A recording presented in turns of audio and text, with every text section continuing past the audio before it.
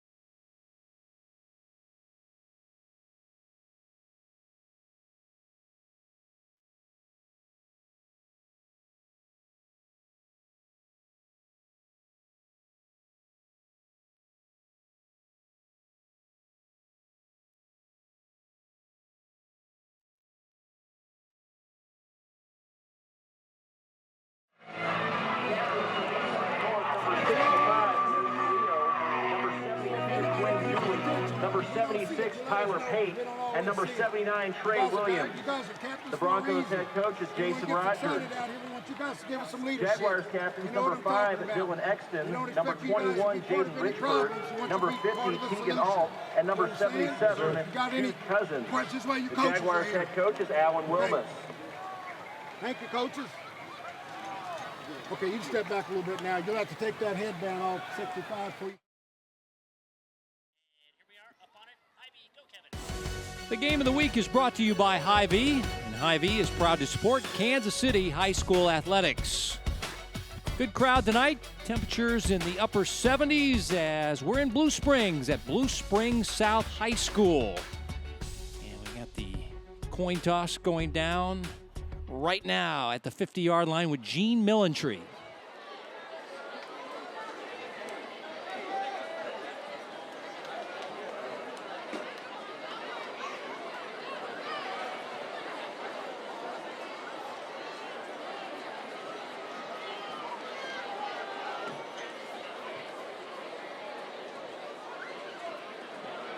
Looks like Lee Summit North won the toss and will receive.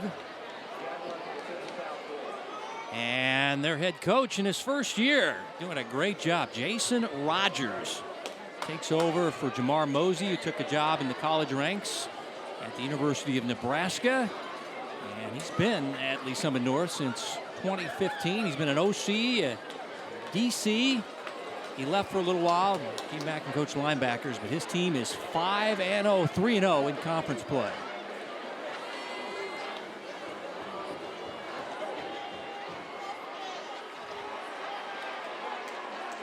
And there is Alan Wilmus in his third year coaching the Jaguars. St. Louis native, former head coach at Park Hill South for 3 years. And let's send it down to our sideline reporter. Here's Bethany Bowman.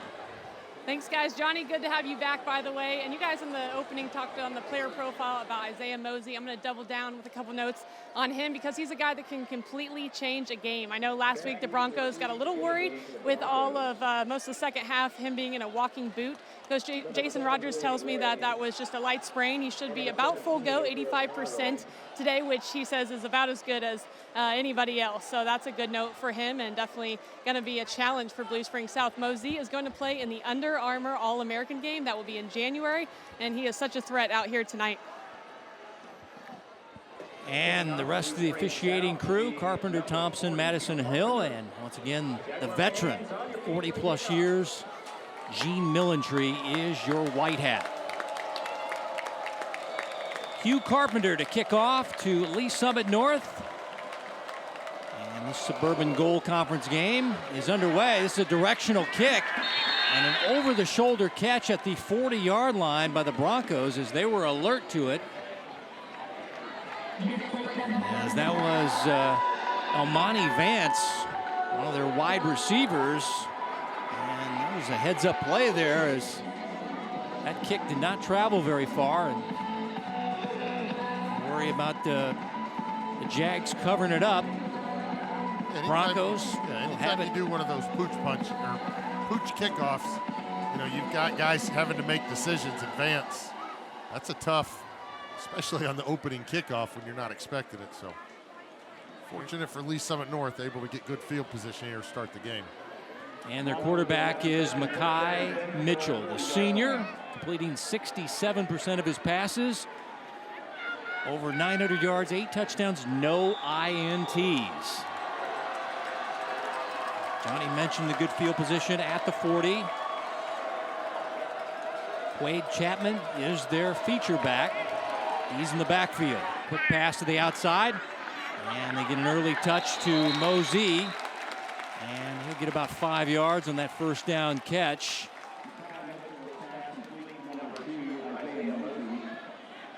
It's again 85, 90%, coach said. I talked to him on Monday. He said, yeah, we were checking on his foot and ankle. But he was looking good on Monday. And pass to the outside, incomplete. Nearest receiver was probably Almani Vance. And now it'll be 3rd down and 5 for the Broncos. 5-0. They average 39 points per game, 385 yards per game.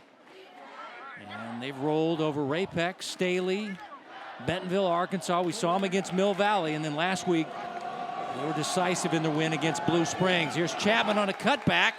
And he is not going to get it. No first down as he's taken down by Xavier Gammons, the defensive end for the Jags. And you got about 4th and 2 here. It looks like they're going to keep the offense out on the field. Chapman's a guy, if he gets going downhill, he's able to pick this up. We'll see what they decide to do, but definitely a lot of confidence in this running game and 3rd and 4th short situations.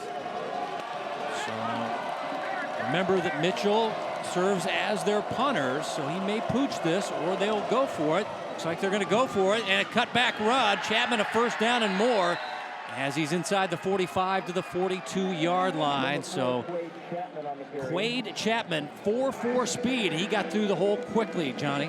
Yeah, his name kind of gets, missed a lot or kind of gets forgotten a lot with Mosey being on the offensive side, but Chapman's the workhorse for this offense. We saw him in that Mill Valley game, kind of get this offense sparked when they were needing some big plays. He's definitely a guy that can pick up huge chunks in the running game. Got 9 on 4th down and 2. New set of downs for the Broncos. Here's Chapman. Makes the first man miss, but good coverage on the edge there by the Jags.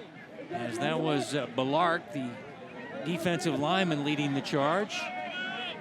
Marquel Ballart, 280-pound junior. And limits the play to a gain of 1. 2nd down and 9. Jags play a 33 stack. Travis Verdi, in his 2nd year, is their D coordinator. They're giving up about 12 points per game. And 6 takeaways.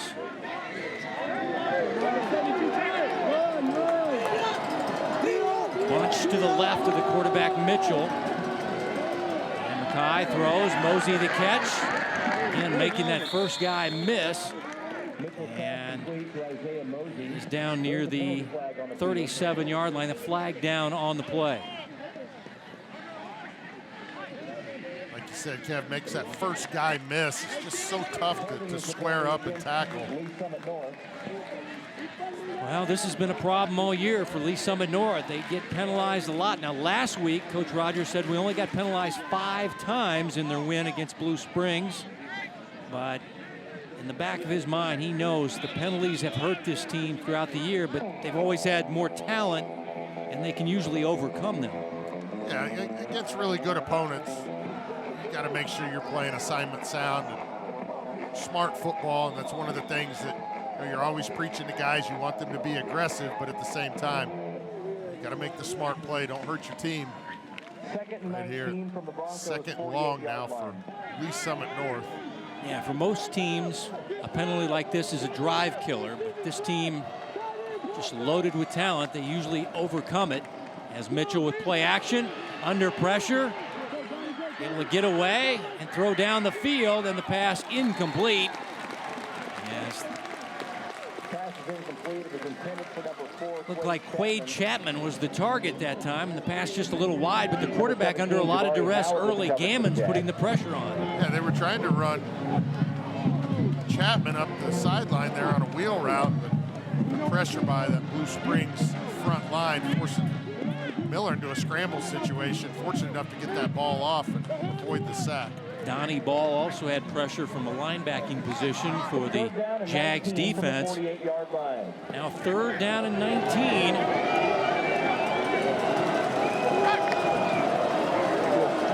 Mitchell, again, flushed out of the pocket, throws, and completes it. And catch and run to the 40-yard line by Vance, but not enough for a 1st down. Gain of 12. And 4th down upcoming. Seen them go for it. 1 for 1. Again, Isaiah Mosey has not been on the field the last couple plays, so we'll see what who they decide to go to here on this big 4th down situation.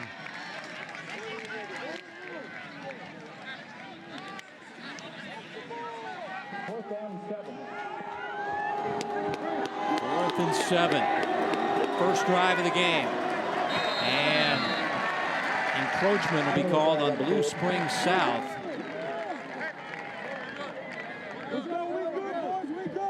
Hey, Don, you good? The coach took the penalty against the Jaguars. 5-yard penalty. So now it'll be 4th and 2. Wilmus with this young team still. Everybody knows about all the sophomores and a freshman they played last year, but this is still a young team at its core. So they're going to make a few mistakes. That really helped the Broncos out. As now it's down to 4th down and 2, much more manageable.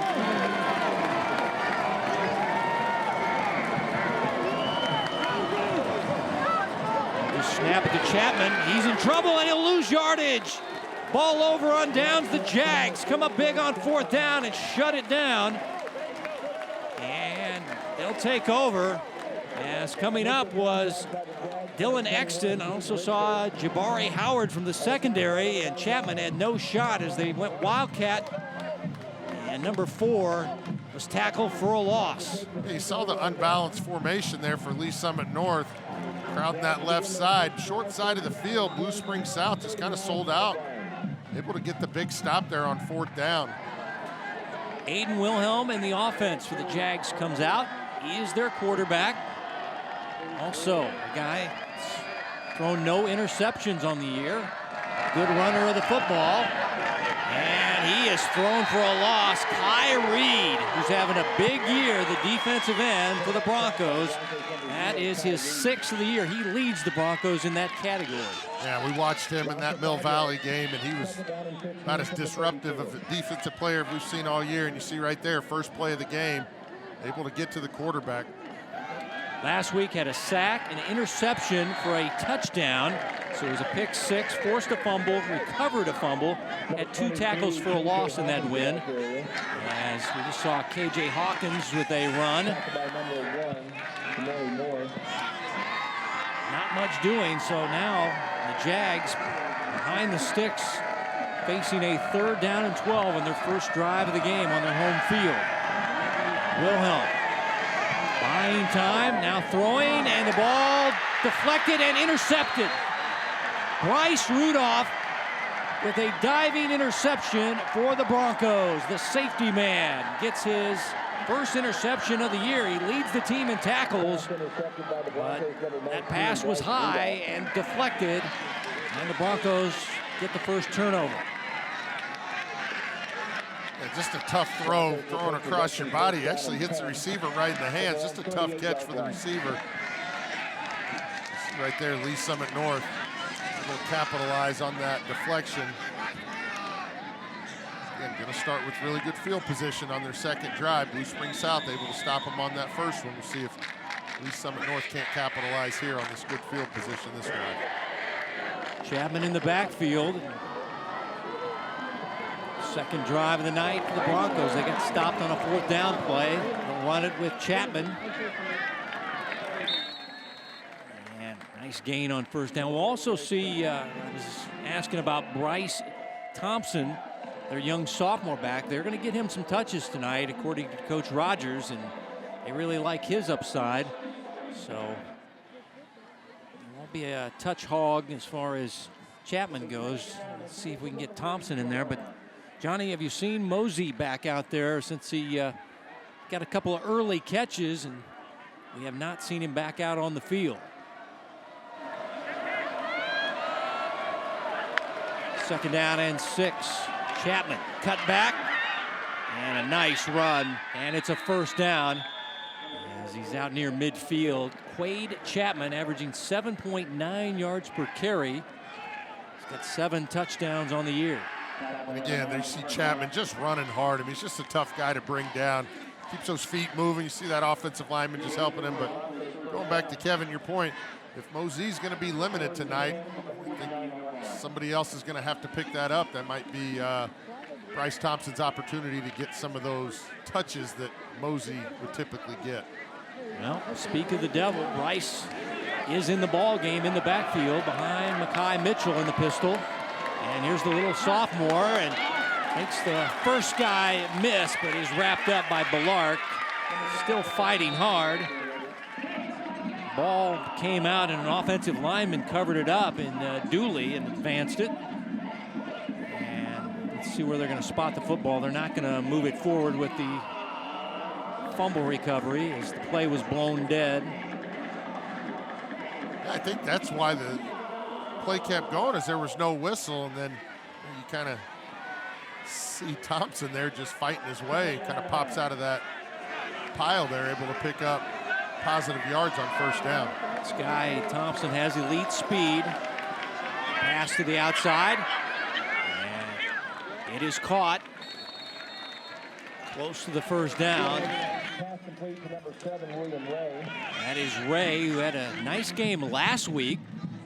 3 catches, 96 yards in the win against Blue Springs, so he's going to be relied on a little more heavily. You talked about the running backs, but if you're looking for a wide receiver to step up, might be William Ray, who's an outstanding basketball player as well. Yeah, you can see Mosey over there on the sideline trying to get some sprints in. He's just, you can tell he's just not comfortable over there. And Chapman back in the ball game, and Chapman not getting a first down as Blue Springs South able to shut down the ground game. Exton again, he had that big 4th down play. Now Exton, who's an outside linebacker and has 27 total tackles coming in, makes another big play for the Jags D. Able to get away from the block on the edge and make the stop.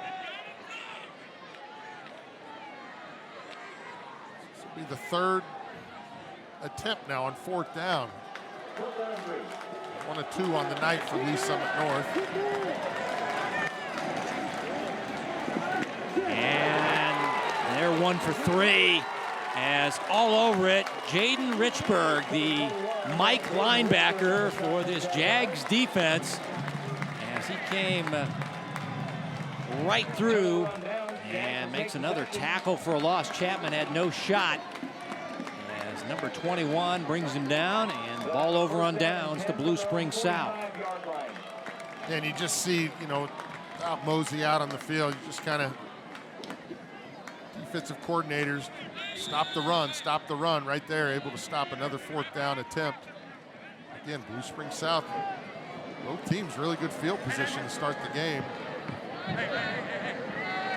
Last drive, Wilhelm threw his first interception of the year. As we get a late run onto the field. In a wing position as Wilhelm stepping up. He's the fastest guy on the team. And he'll race out to the 50-yard line and a gain of about 5 on the play. Aiden Wilhelm, Johnny, this is his family tree. His sister plays softball for the Missouri Tigers. His mom played college volleyball. His dad played KU baseball. And this guy, fastest guy on the team. His vertical is 43 inches, so he's a good all-around athlete. But the family tree, I mean, all these athletes in the Wilhelm family. Running play. And this is the Lightning version. Darius Morgan. And Darius the speedster. Hawkins more the power back, but you see the speed to get to the edge, and he's got a first down for the Jags. You see the patience there at the beginning of that run, allowing his blockers to get out front. And like you said, Kev, he's going to be quick side to side, able to pick up first down for Blue Springs South. Motion by Gary Hill. Wilhelm is going to take off, and he'll run it to the 40-yard line, get 3 yards on the play. He's averaging over 13 yards per carry, has 4 rushing touchdowns. Legitimate 4.4 speed for this guy. And he takes off. Look out. His team averages 44 points per game. They've been an offensive juggernaut, 464 yards per game. Here's Gary Hill with his first catch. And he'll turn it up the field for a first down. As he is taken down by Harrison in the 52 Bear defense that the Broncos employ. But Gary Hill, his 14th catch, he leads the team in yardage as he's closing in on 300 yards on the year.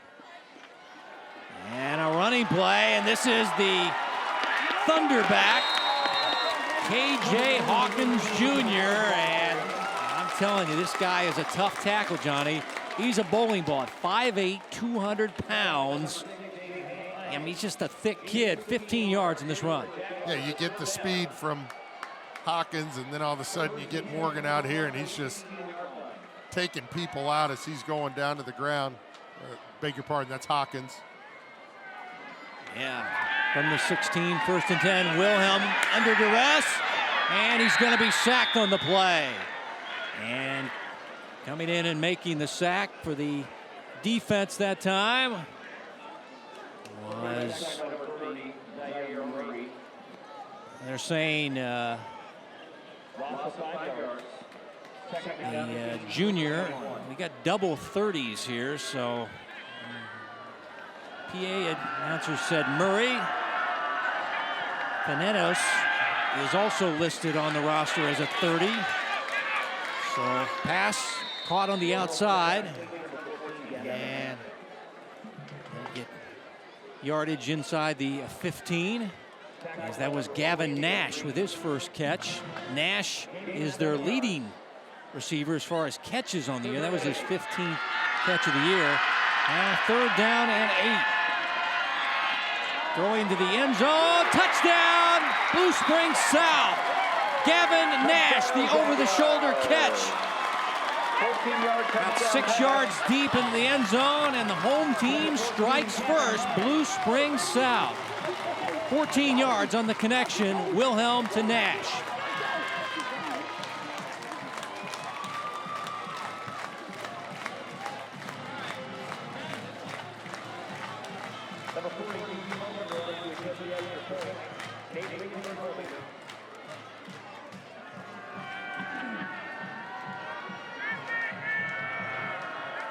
Hugh Carpenter is their place kicker. And we've got a flag prior to the snap.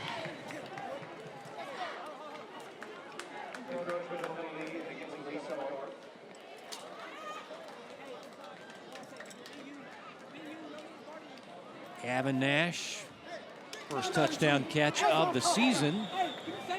9th touchdown, or I should say the 6th touchdown pass thrown by Wilhelm.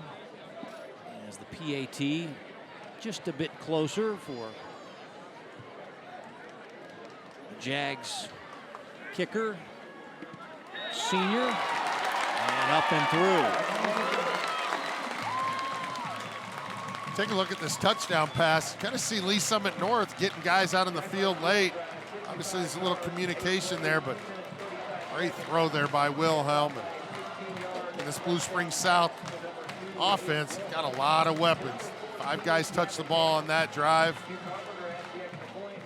Be a tough task for Lee Summit North defense tonight, as they've got to keep their eye out on the passing game as well as the running game. And you see Nash here just able to have some catch there to pick up a first down, but Wilhelm had the INT the drive before and able to come back, lead that touchdown drive. You see 8 plays, 55 yards, 2:35 off the clock, capped off by that 15-yard reception by Gavin Nash from Wilhelm. 7-0 Blue Springs South.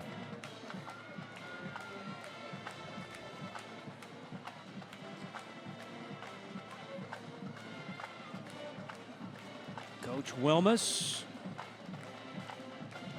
42 years old, got a son playing. His son Cy is a sophomore on the football squad, listed as a wide receiver / defensive back.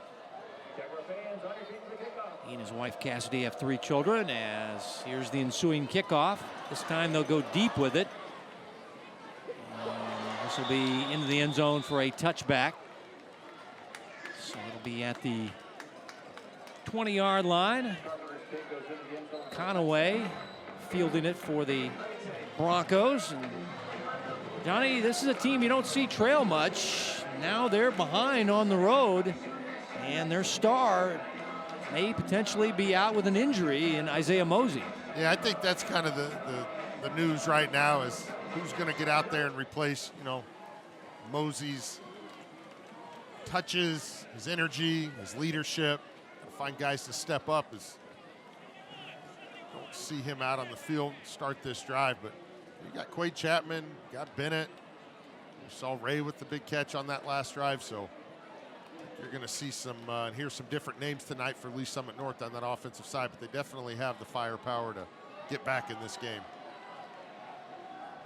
Chapman in the backfield.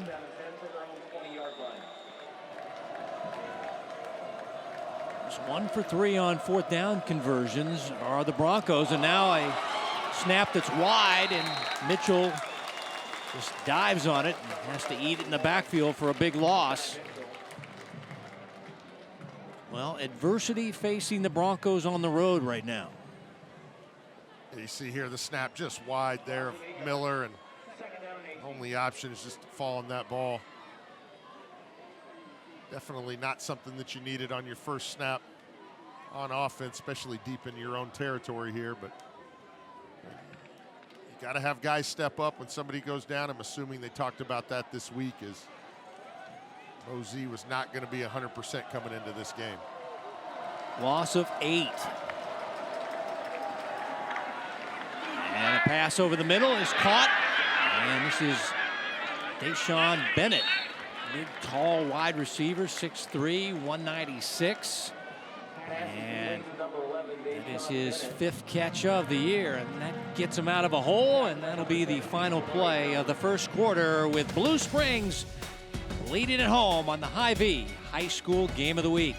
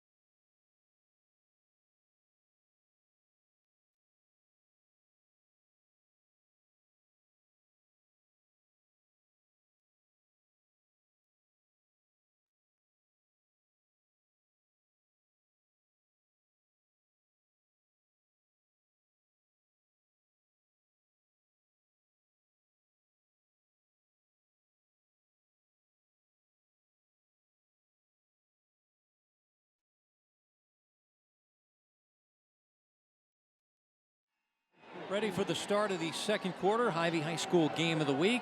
Kevin White, Johnny Beck, Bethany Bowman, our entire Spectrum News crew. 7-0, Blue Springs South leading Lee Summit North after 1. Now the Broncos facing a 3rd down and 4 in their own territory.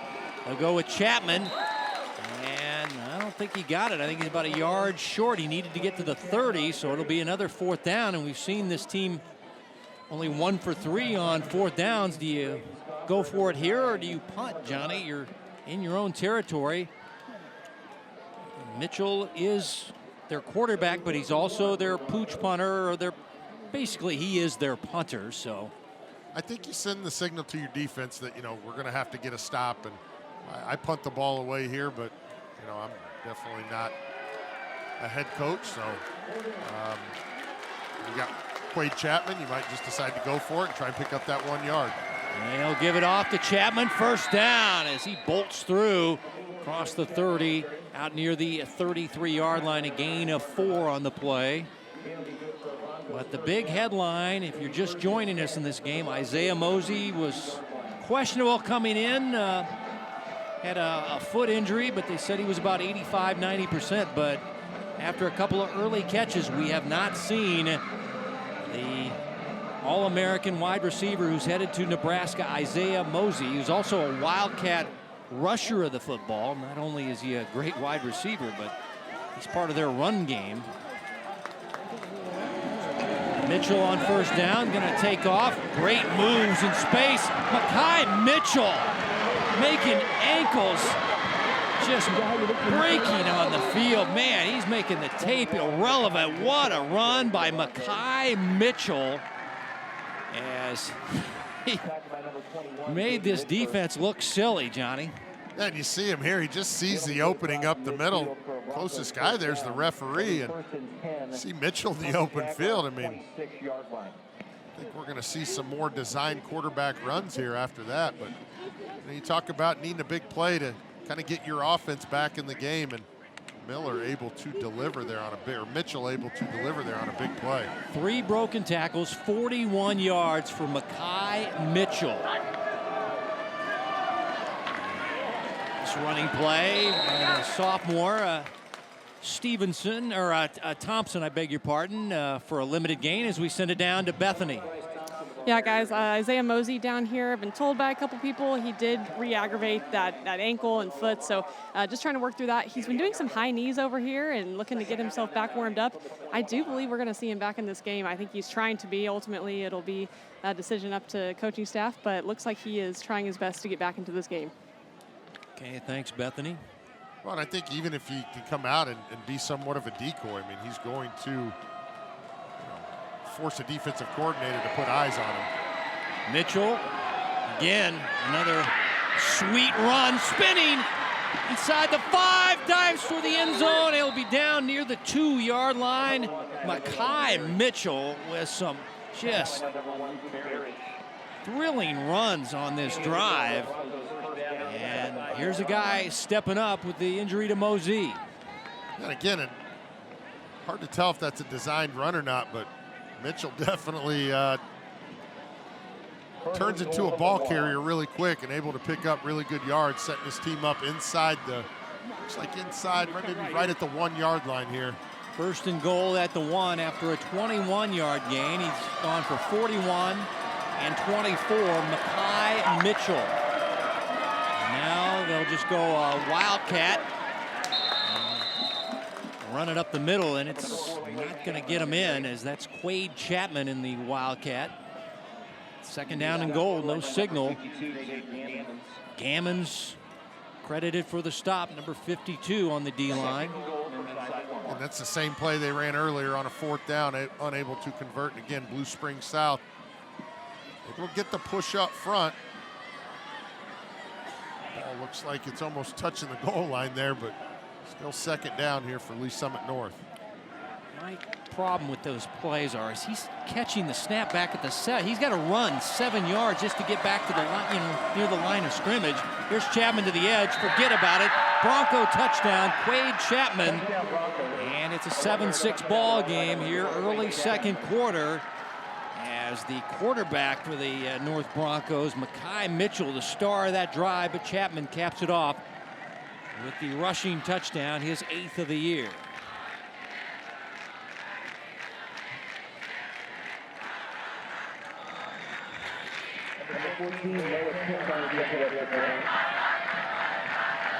Kent in for the PAT for the Broncos. He's the senior kicker. And it is up and good. Tie ball game here in this conference matchup, Suburban Gold.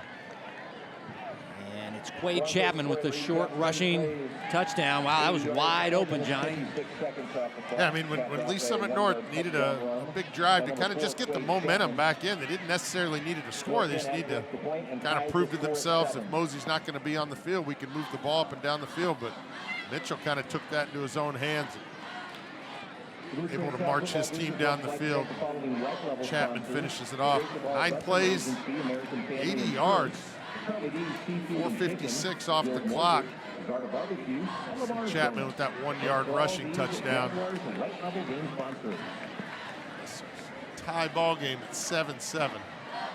Now, Mitchell, the star of that last drive, was averaging 5 yards per carry. That average definitely going up after those runs of 41 and 24. Put the team on the back. And now my favorite kicker in the metro area, because I love the hair, Logan Houchin. Kicking off for the Broncos is number 33, Logan Houchin. Jaguar fans on your feet for the kickoff. Hill, Morgan, Nash.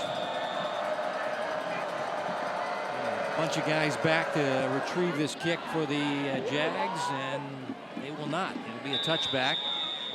And Gavin Nash fielding it. He has the lone points, the touchdown catch for Blue Springs South, the team that went 1-9 last year. And everybody said, wow, they got all these sophomores, 13 sophomores, 1 freshman. And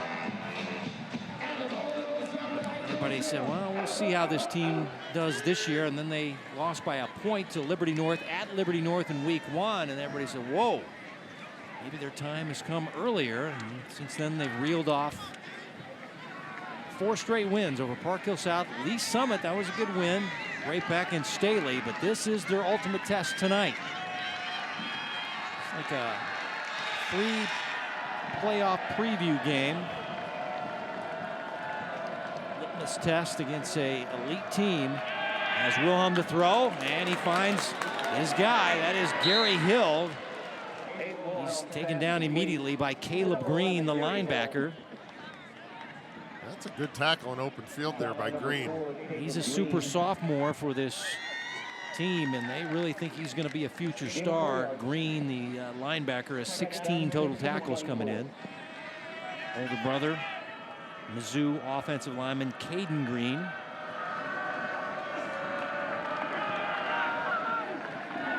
Up the middle run, not much doing. As that is Pearsall with the stop as we check in with Bethany. A big third down here. I'm excited to see how this drive goes for Blue Springs South with Aiden Wilhelm. I asked Coach Alan Wilmus, where has he grown the most? And he said his command and confidence. He also said before that, though, well, he can now drive himself to school, so that's been nice. Just a sophomore last year, but he said it's been hard always to play quarterback in this conference, especially as a sophomore or junior. He's going to throw it, and he rips it down the field off the receiver's hands. Cam Sanders cannot hold on. Ball placement great. Hands not so good. And it'll be 4th down and 4 facing the Jags. You see Wilhelm throws a strike, and Sanders just not able to haul that pass in. Been enough for a 1st down and keep this drive going instead. We see our first punt of the night for either team. You want to beat the number 4 team in the state, Blue Springs South, you're going to need to convert on 3rd downs, and drops Willa Killia as the punting unit in. And we'll get a timeout before the punt. Hugh Carpenter is their kicker / punter. 7-7 ball game. Next week, it's the Catholic Clash number 2, I guess. I don't know. Liège and got the Catholic Clash, but how about this an interstate Catholic rivalry game? St. Thomas Aquinas on the road at Rockers. Both teams undefeated heading into play tonight. Last year's game, a shootout. Rockers won by a point, 45-44. That should be a good one. After trailing 28-0. Yeah, that was quite a comeback.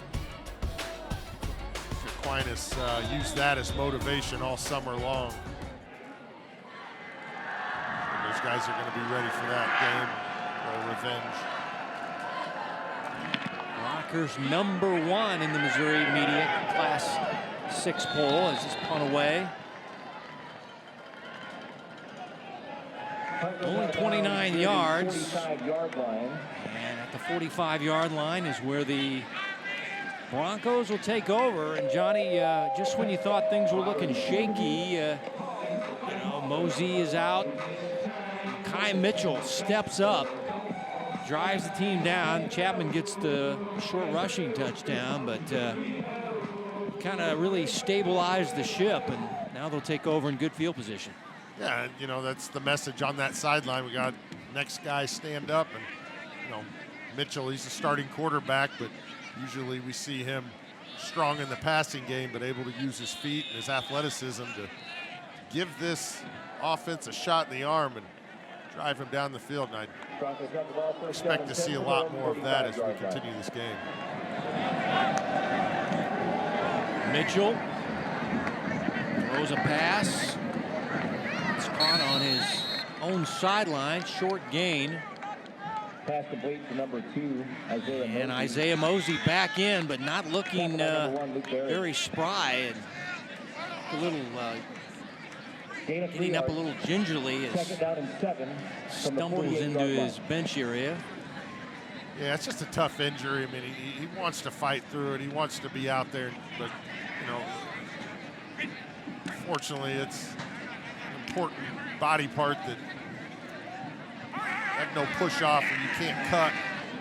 Got to put yourself in a tough position, especially at wide receiver. 2nd down and 7. Here's Mitchell. And on the quarterback read option, the quarterback keeps it. Mitchell on the carry for the Broncos. And he'll get a couple on the play.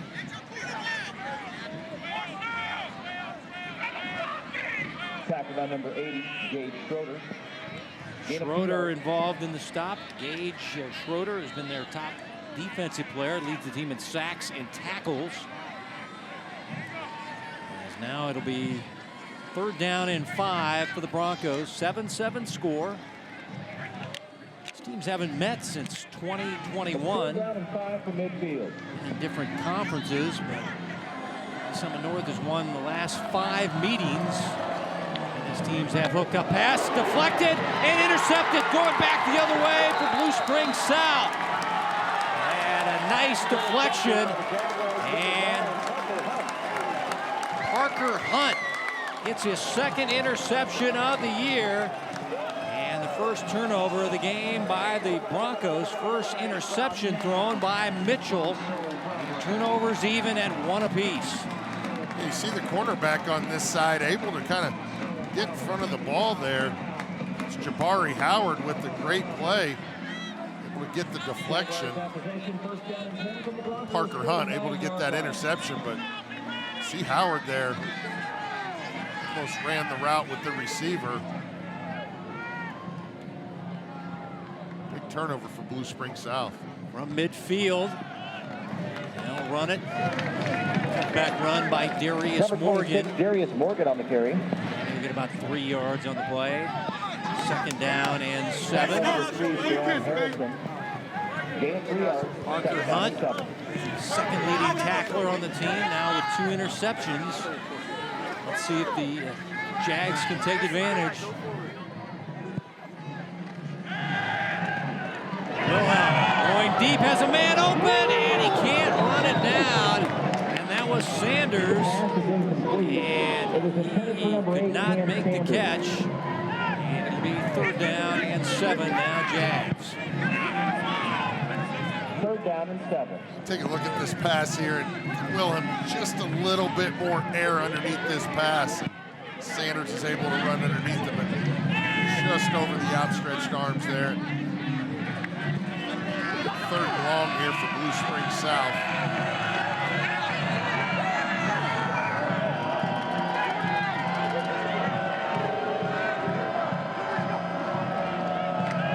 Wilhelm flushed. Got the great speed. There it is. Inside the 30. Breaks free down the sideline. And Aiden Wilhelm will score. Now there is a flag behind the play, so hold the phone. 46-yard rushing touchdown may be coming off the board.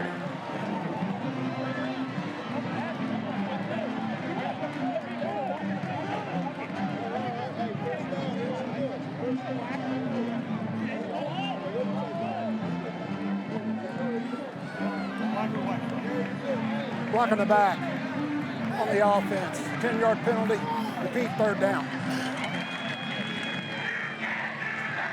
So wave it off. Great run by the quarterback, Wilhelm. Now they're going to be backed up 3rd down and long with the penalty yardage. You see Wilhelm here, he's on the run and gives a little pump fake here and able to get the defender. See where that block in the back is. Yeah. Couldn't tell who that was, but Wide receiver coming back to help the quarterback. It was a 10-yard penalty from the spot of the foul. Jaguars still pick up the 1st down. I think that was on Gary Hill. 1st down and 10 from the 38-yard line. Actually, they give them the 1st down and walk off the yardage back to the 38-yard line. So I stand corrected. It's 3rd down and long. It'll be a 1st down after the run, but then they walk off the penalty yardage. Spot of the foul, they'll throw it, get it in the flat. Pass and run by the wide receiver Gary Hill, the junior. Some college looks, FCS level looks. Gain of 7 yards. 7 yards gain. It'll be 2nd down and 3. He get some points before halftime. Trying to take advantage of an interception. This guy, the great wheels, works his way down near the 20-yard line. That is Wilhelm, the quarterback. Boy, these quarterbacks are showing their wheels tonight, Mitchell and Wilhelm. Yeah, it's a tough defense to run on like that, especially with those guys up front. Green is a linebacker, but see that speed that Wilhelm possesses and able to break away. First down at the 19. Quick flat pass, caught. That is Nash, showing his strength and power down near the 6-yard line. Make it the 5-yard line is what they're spotting. See a couple breaking through those tackles there. Got to make sure you keep that ball tight to your body, as there's at least some of the North defenders are trying to knock that ball out. Got a dead ball, sportsmanlike conduct on the defense. Half the distance to the goal. Now this is what the Broncos do. They get some penalties that you scratch your head about, and that one's going to be unsportsmanlike conduct on the defense. It may be a frustration penalty, as the defense seeing yards chewed up by Blue Springs South. And I have a feeling that player removed is the guilty party, as it'll be first and goal. It'll only move it a couple of yards, half the distance to the 3-yard line from the 6. It's not a huge yardage walk-off. First and goal is Blue Springs South trying to regain the lead at home tonight in this conference game against Lee Summit North. Rushing play. This is Darius Morgan. Try it again. Morgan this time pounds the left side, and he's in for the touchdown. Touchdown, Blue Springs South, as they recapture the lead here with under 4 to play in your second quarter. Fans here at Larry Stewart Memorial Stadium loving it as they convert the interception into 6. Trying to make it 7 with the PAT. And able to bounce back from that called back touchdown run by Wilhelm.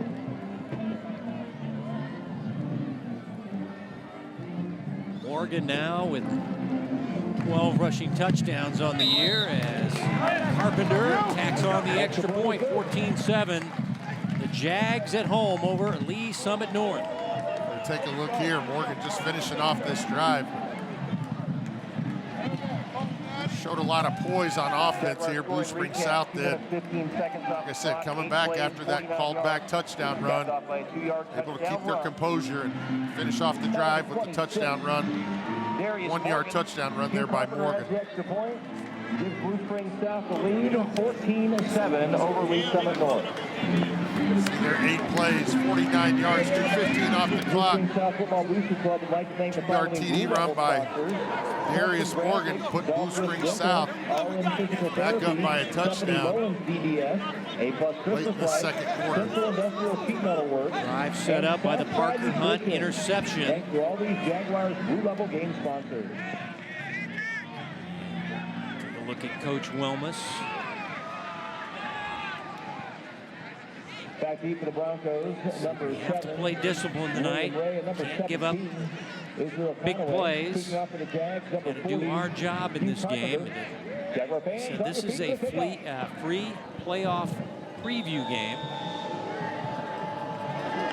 We are playing an elite team tonight on our home fields. Kick away and returnable from the 8-yard line for Lee Summit North. And breaking free with a nice return is William Ray down the sideline. Flag is down, and Ray pushed out of bounds after an excellent return, but looks like this is coming back. Seen some big plays erased by some bad penalties. This flag's all the way on the other side of the field from where the return took place, so you got to play smart football.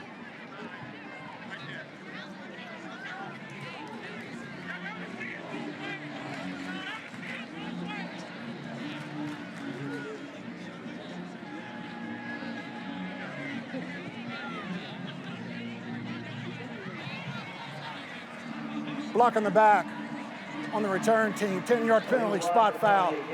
First down. So that wipes out a big-time kick return.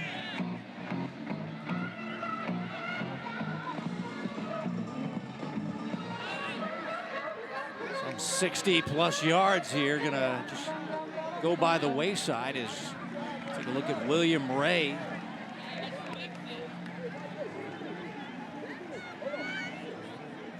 Turned around, finally bounced out of bounds, but it's a long kickoff return, all for naught with the penalty yardage. Broncos will have it at the 22-yard line. It'll be 1st and 10 for Kai Mitchell. 4 receivers deployed. Quade Chapman in the backfield. Here's Quade running to the edge, using that speed. And big-time run by Quade Chapman. Number 4, Quade Chapman on the field.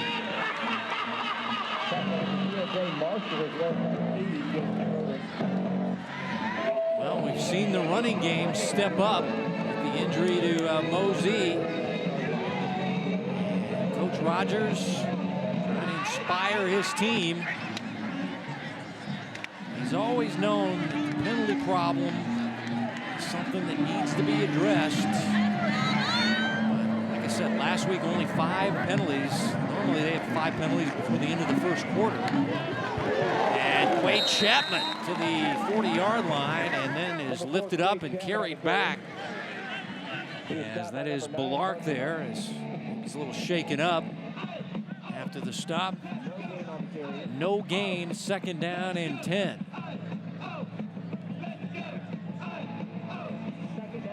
From the 39-yard line. He's okay. I'd never like to see a player wincing like that after a stop.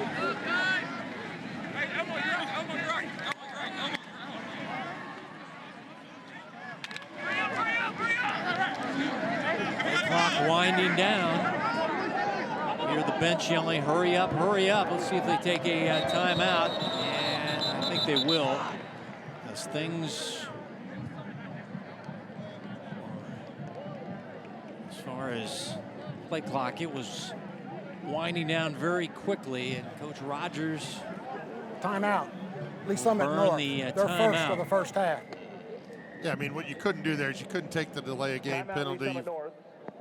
Got those 3 timeouts, so good use of one right there. As you got just a little over 2 minutes left on the clock.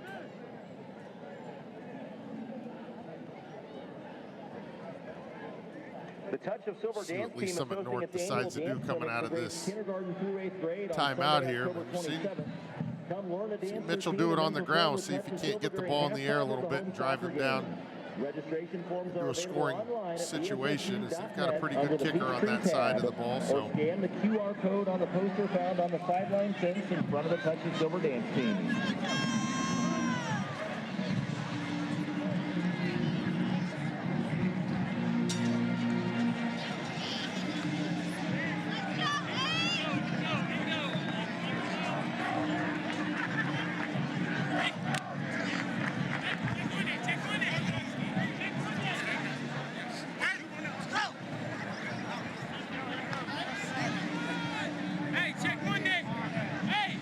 Kai Mitchell, the offense, coming out on 2nd down and 10. 39-yard line is line of scrimmage. We've seen Mitchell have a good game running the football. Bennett goes in motion. Kai surveys the left side, now goes deep middle with a pass, and it's incomplete. Bennett, the offensive player, ripped the defensive player to the ground. That was Stauffer, the safety man. And this penalty looks like it's going against the Broncos. yeah, Bennett really didn't have a choice. He had to become a defender there. Offensive pass interference. 15-yard penalty. 2nd down. I think he was trying to avoid an interception here, so that's why Bennett came in, did what he did. Just Stauffer really stepped in front of him. And Yeah, that's a smart play for Bennett, because it would have been an interception. yeah. Good field position for Blue Springs South. You said your team, even though they're going backwards 15 yards, you still possess the football, although 2nd and 25 now.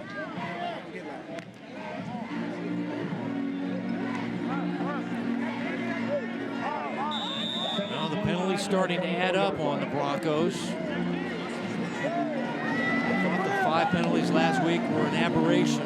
It might be, as this pass caught a little short route, cut up the field, get some of the yardage back with this catch and run, as that was Elmani Vance getting some of the yardage back. And you see Vance just kind of get lost there in the middle of the field. Able to pick up good yardage after the catch there. Able to get back to the original line of scrimmage. So 3rd and 10, Lee Summit North, clock rolling underneath 90 seconds now. 3rd down pass deflected at the line of scrimmage, incomplete. Pass is knocked down to the line of scrimmage. And that is Gage Schroeder, the 6'6", 235 senior. And this is a big guy, and he gets those arms up. It's hard to throw over him. He got the deflection on the last play as well, but Vance was able to haul that catch in. Schroeder said this time, I'm going to make sure that nobody else is going to catch this football. And you got a guy that's 6'6" on the edge. If you're not going to get to the quarterback, next best thing to do is disrupt those passing lanes and able to get his hands on the ball. Also plays basketball as Mitchell in punt formation. Punt to the 25-yard line. And Gavin Nash on the return. And they'll take it for 12 yards after a 36-yard punt. 38-yard punt. And it'll be 1st and 10 now for Blue Springs South, leading by a touchdown.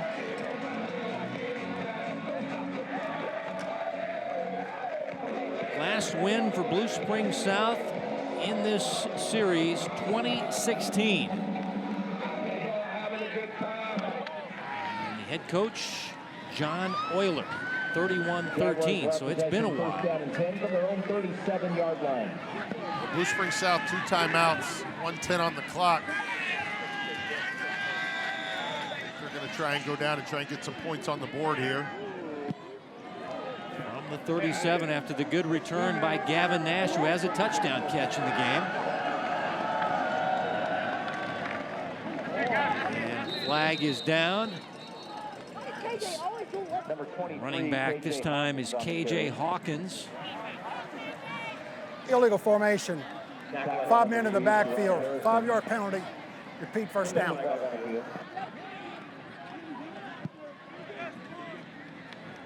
Penalty flag on the field for false start. Is it 5 men in the backfield? Yeah, you see right there the top receivers aren't 1st and 15. either one on the line of scrimmage. Again, it's just an easy check with the side judge, make sure you're good. Just an alignment error as Wilhelm to throw. Goes to his back out of the backfield. That's Hawkins. And Hawkins gets back to the original line of scrimmage as he is taken down by Chase Pearsall. Gain of 6 yards. And this team doesn't look to be in a hurry here as they lead by 2nd down and 9 from the 38-yard line. a 7-point margin. They might have some more urgency to try to get some points before halftime, but it looks like they're content to lead by a touchdown and a PAT as Hawkins Jr.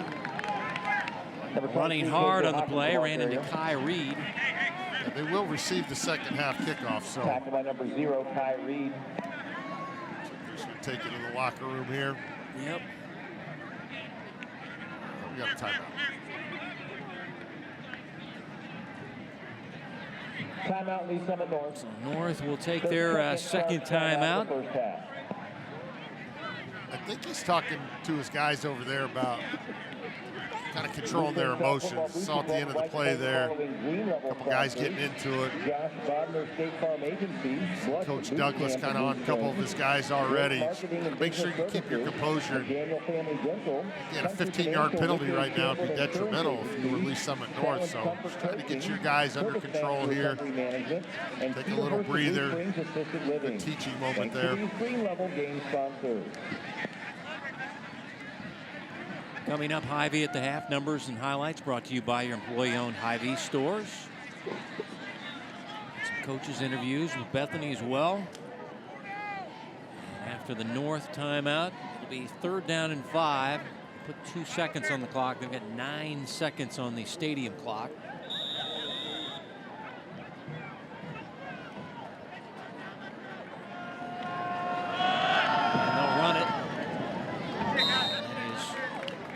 Number 23, KJ Hawkins on the carry. Kendrick Hawkins Jr. Tackled by number 3, Teron Harrison. That is enough for a 1st down. Clock wound back in motion and at zeros now at halftime.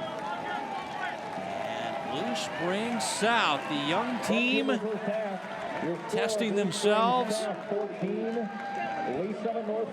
against a highly ranked foe, but they're ranked high themselves, number 6, as we check in with Bethany. Coach, as your team goes into the locker room with a touchdown lead, what's your message to your guys?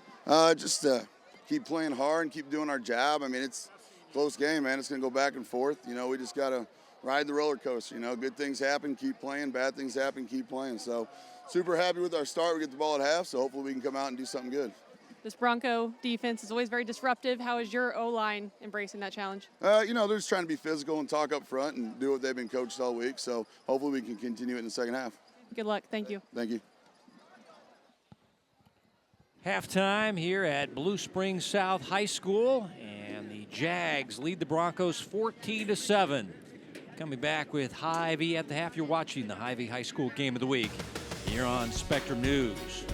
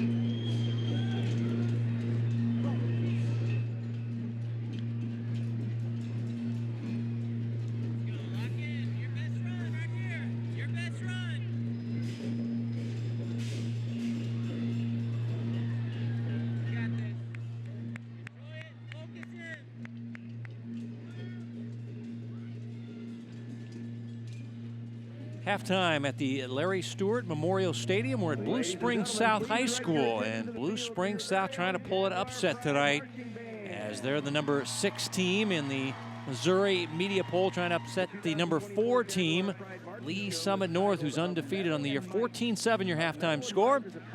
And now we're going to go down on the field, and this is an excellent band, folks. You're going to want to watch these guys. This is the Blue Spring South marching band. Through their visual and musical efforts, the audience witnesses the parallels between the metal forging process and personal growth. Of Metal and Might celebrates the strength within us all, showcasing how the art of metalworking can mirror our own battles and triumphs. Drum Major Ian Garcia, is your band ready? Jaguar Pride, the field is yours for halftime entertainment.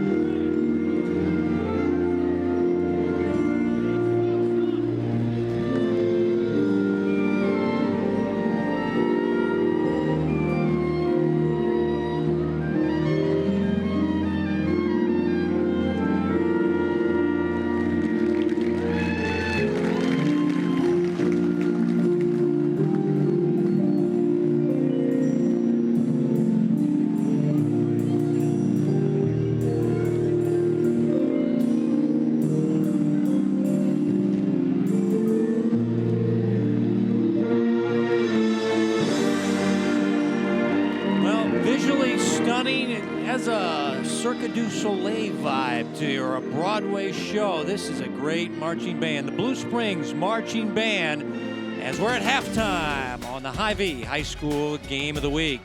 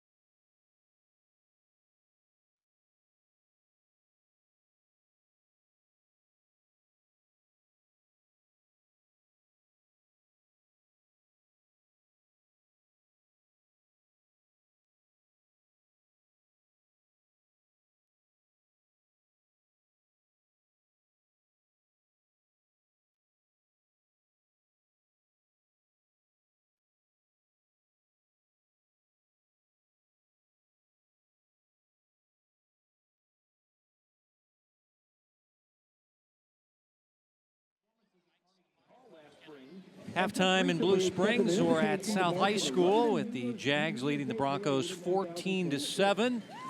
And let's bring you our Hy-Vee first half highlights in this Suburban Gold Conference matchup.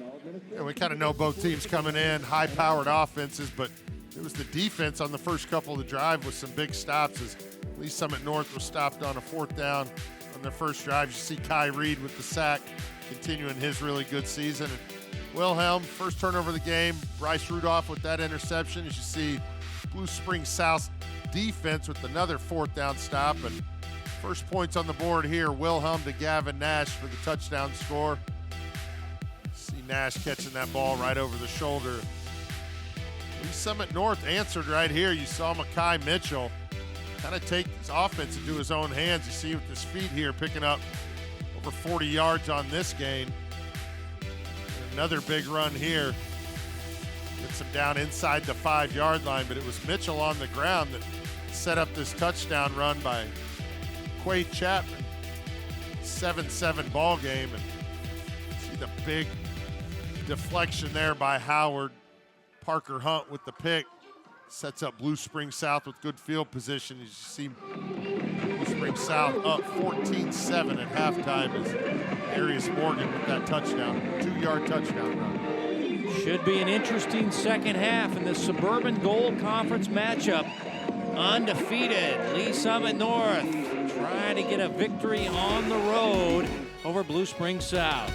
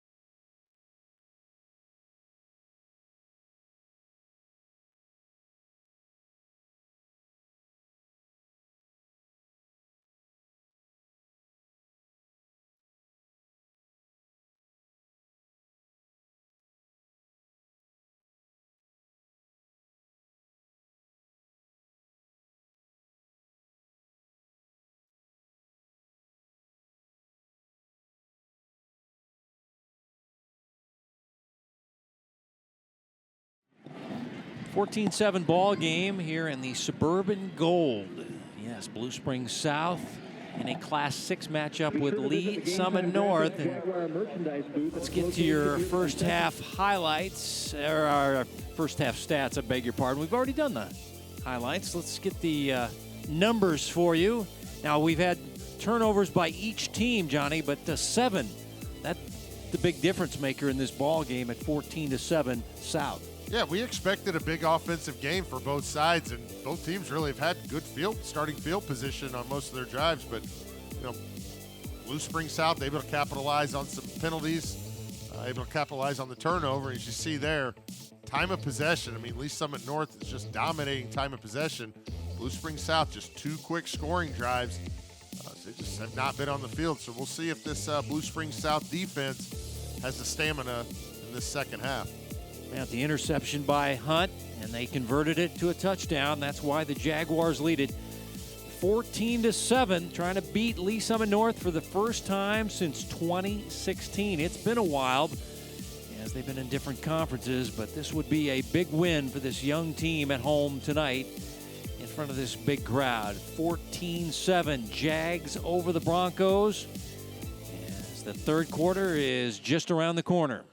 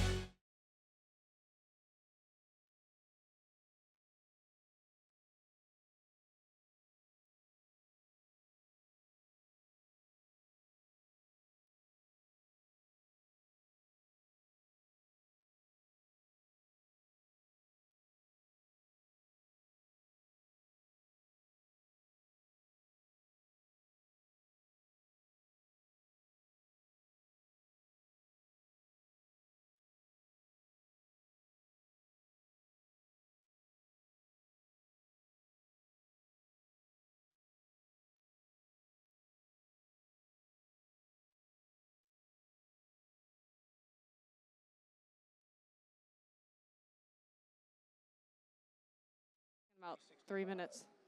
Thanks.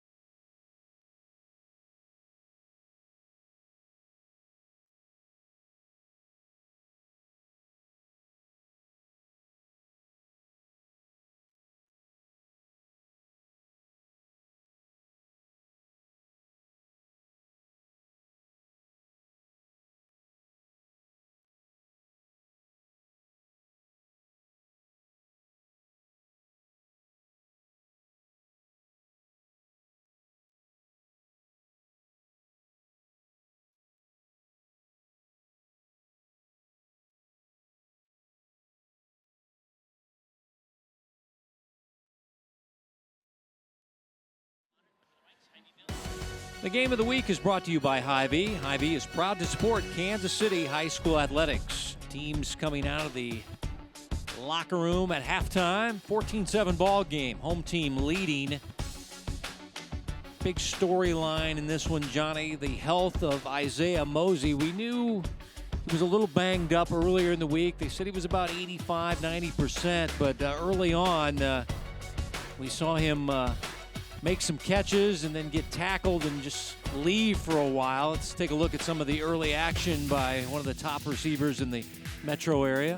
Yeah, and this was his last catch, last play of the day. And you can just see him kind of hobble off to the sideline after that. You know, you know it. If you don't have the push, if you don't, you know, you're not able to cut like you're used to, kind of makes you ineffective. And I think that's kind of where we're at right now is, you know, he's a tough kid. He wanted to give it a go. I mean, he definitely wants to be out there helping his team. But, you know, I think the rest of the season's more important than finishing out this game. As I think this team, you know, is looking at making another deep run into the playoffs.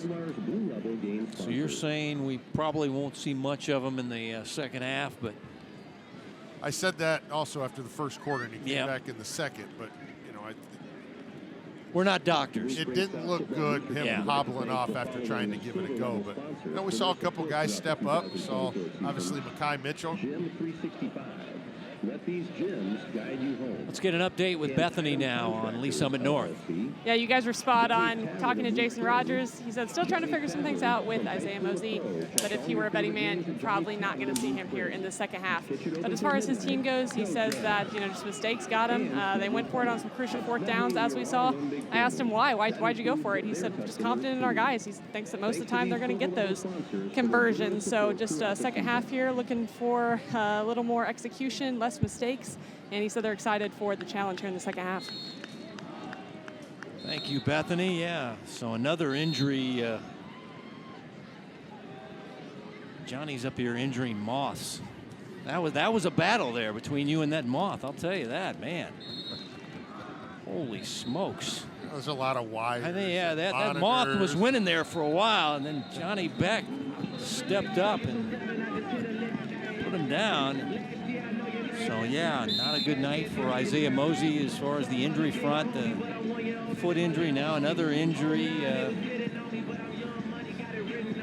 But how about the first half for the quarterback for the Jaguars, Aiden Wilhelm? He's ran it well and he's thrown it well. Yeah, and we covered the two running backs in the open, but it's been Wilhelm's kind of stole the show on this offensive side of the ball for Blue Spring South. And you see the athleticism as this one's touchdown run that got called back, but can you see the speed in the open field? I mean, this kid's got, like Kev said, 4.4 speed, but been really impressed with this throwing accuracy. Obviously had the touchdown pass to Gavin Nash that, good over-the-shoulder throw. So expect to see Wilhelm continue to have success in this second half. Wilhelm has thrown his first interception of the year, but he also threw a touchdown pass. His ball was deflected, and we've seen him run it effectively. And he's an elite level athlete. Fastest guy on the team. His vertical is like 43 inches. Whole family are athletes, so expect a big second half from him, but I also expect a big second half from Makai Mitchell. We saw him run the ball very effectively in the second quarter, some long runs of 41 and 24 yards, and look for him to make some plays as far as the quarterback position goes. I mean, it's tough to see your number one target, your number one receiver, your leader on the offense go out of the game, but as the quarterback, you got to be able to right the ship and get your guys back out there and continue to have success on that side of the field. We saw Mitchell do it with his feet. We know what he can do in the air. He's got very capable receivers of breaking big plays down the field, so we'll see if they elect to try and get back into this game using his arm or his feet or a combination of both, as you see here. This was an ankle breaker special. I mean, he looks like a skilled player out there with his moves, and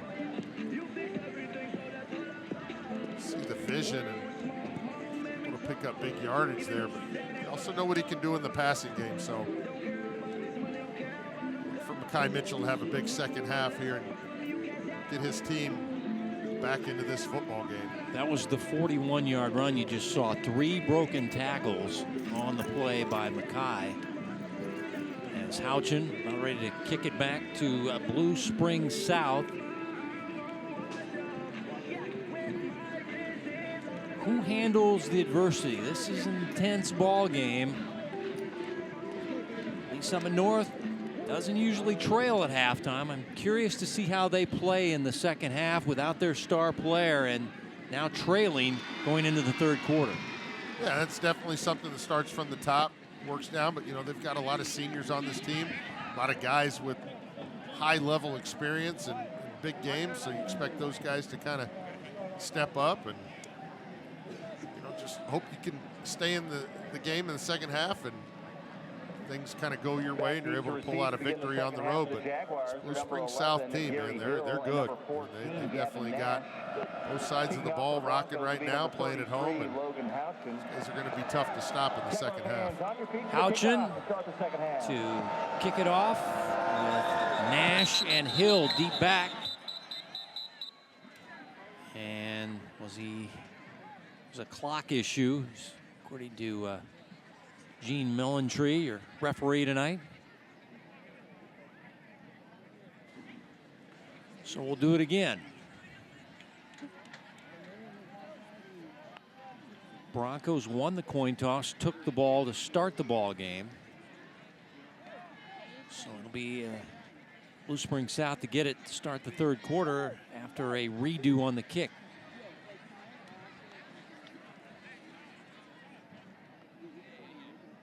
Talking to the kicker, maybe. I think he was telling him he's got to make sure the white hat gives you the. Yeah, before you send it down the field to get the signal from Gene Millentree, I think is what they're talking with Houchin about.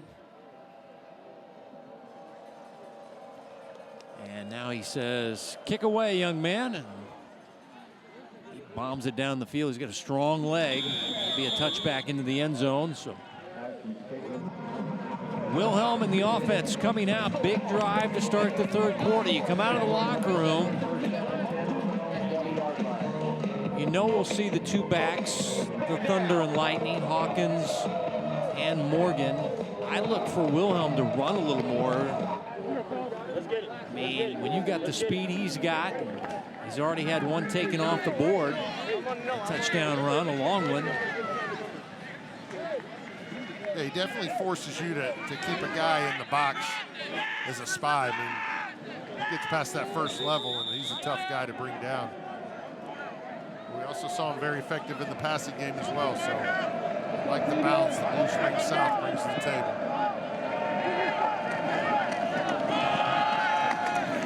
Back run, and a flag is down, and that was Darius Morgan, and his face mask was grabbed. Darius not too happy about it.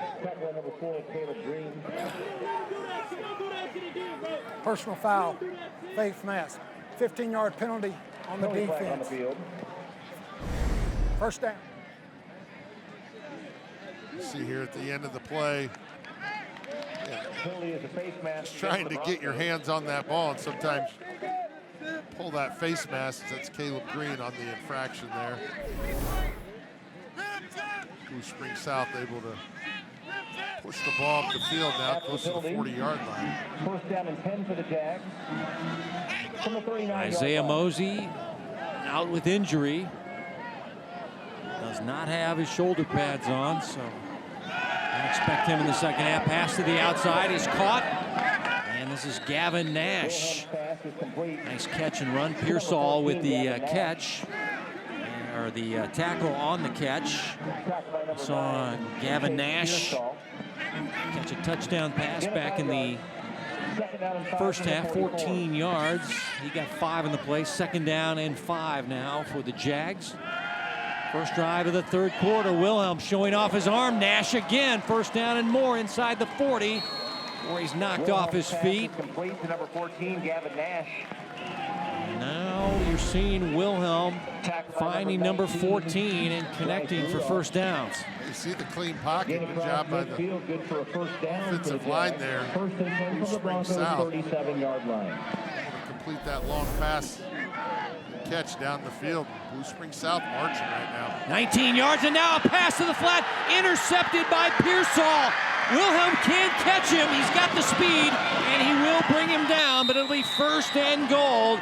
And Wilhelm going to regret that throw to the flat as Chase Pearsall stepped in front and ran it back inside the 10-yard line. We talk about one of those seniors that needs to step up. Chase Pearsall, I mean, he's a guy we've been calling his name for a few years now with the big play on defense. Just reads the play and able to get his hands on it. Ball had some mustard on it, but able to haul it in and full head of steam. You see the speed of Wilhelm as he's able to track him down, but Pearsall with the big play for Lee Summit North. He's first and goal from the 8. Some turnovers. And that's 2 for Blue Springs South. Pearsall, the big defensive play. Now let's see if the Broncos can take advantage. Chapman in the backfield in the pistol. Here's Chapman up the middle. Chapman into the end zone. Touchdown, Broncos. 8-yard rushing touchdown. Second of the night for Quade Chapman. And we're 1 point away from a tie early third quarter. As the young squad making a mistake, a bad interception, and the Broncos make them pay. Number 14, Noah Kent, on to attempt the extra point.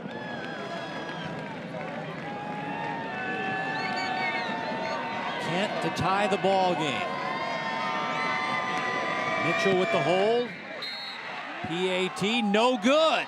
Oh my goodness. There's going to be a Now flag. there is a flag here on the play near the kicker. Personal foul, roughing the kicker on the defense.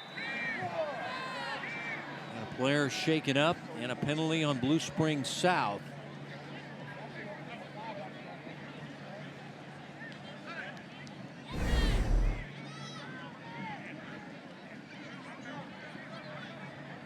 Oh, they ran into each other and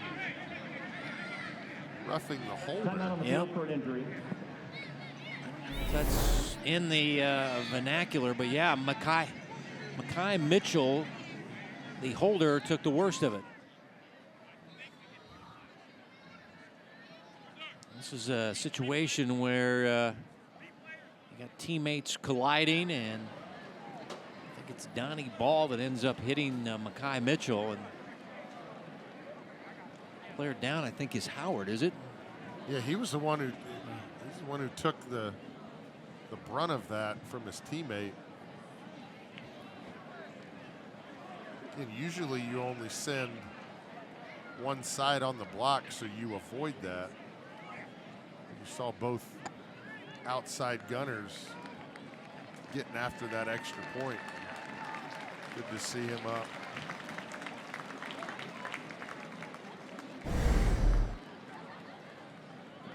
You see it right here, right in front of the kick. As he kind of lunges out. Yeah, and he takes the shoulder pad off the chin strap. So, yeah, it looked like he's grabbing at his chin and might have a cut in his mouth there as his teammate injured him. Well, let's go back to the interception. Pearsall right there in the slot covering the wide receiver, reads the play like it was called in his headset.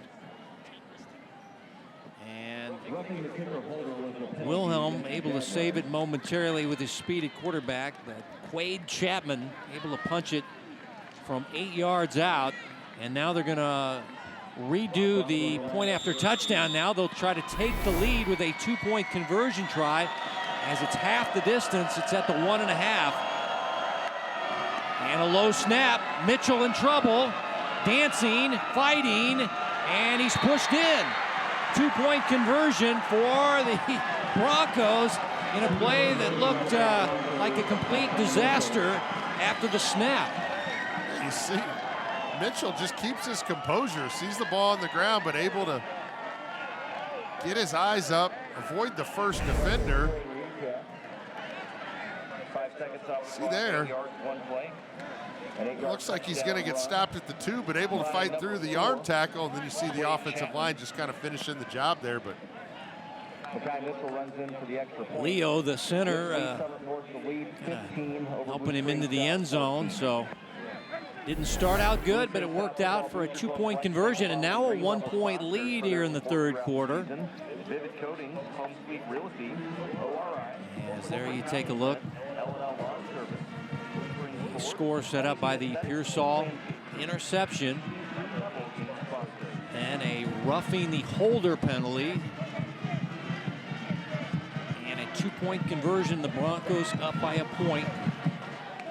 Still a lot of time left as Gary Hill deep back, along with Gavin Nash to return the kick from Houchin. Jaguar fans on your feet for the kickoff.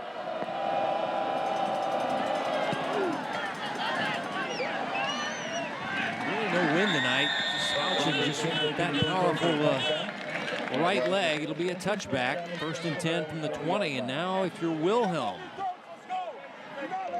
that's an interception that sticks in your mind a little bit. Now, can he shake it off?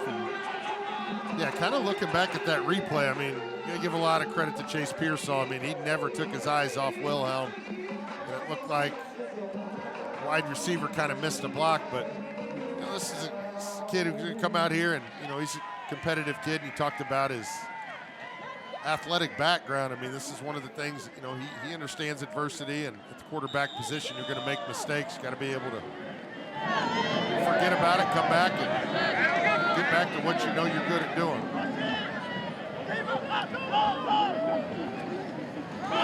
This will be Hawkins Jr., a nifty run. Shifting back and forth, about 8 yards. When you look at the numbers of these two running backs, it's just amazing how close they are. 8.1 yards per carry for KJ, who you see right there. And Darius Morgan, 7.3. Average just over 100 yards per game, both of them. Hawkins at 124, 113 for Darius. So got a two-headed monster. Hawkins is a little bigger, 200 pounds. Darius maybe a little bit quicker at $180. And he did not get the first down. It'll be 3rd down and 1. Yeah, I thought they spotted it at the 30, but after putting that ball down, they're going to be about a quarter yard short.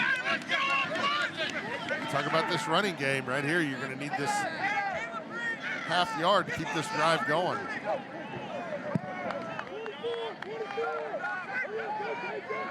Check the armband for the play.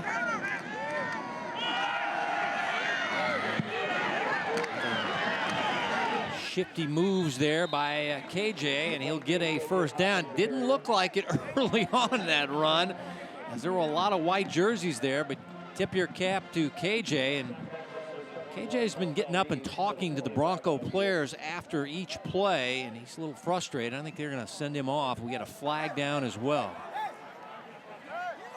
Dead ball, personal foul, defense, Oh, 15-yard penalty, result of penalty, it's a first down. So now we know maybe what Hawkins was mad about is, and there's another one of those Bronco penalties that just kills you. Yeah, you need somebody out there on the defensive side just to let everybody know we got to get back to the huddle. We can't shoot ourselves in the foot. You're in a tight game. It's the last thing you need, or penalties after the whistle. Well, it's right there in the scouting report. Ultra talented team makes too many penalties. Empty set, Wilhelm the throw, and the pass is incomplete. Diving attempt.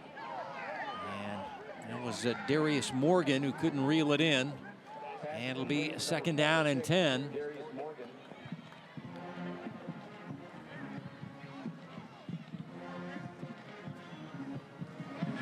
Loss of 1, 2nd 11.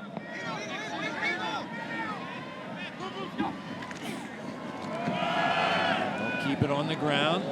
This is Darius getting down low and submarining his way across the 50-yard line. Another flag is down.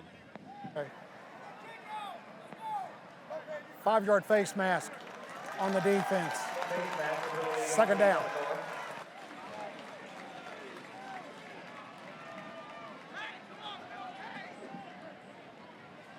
So tack on 5, and it's going to be close to a first down. Looks like they're about a half yard short with the face mask penalty. Right on the yard line.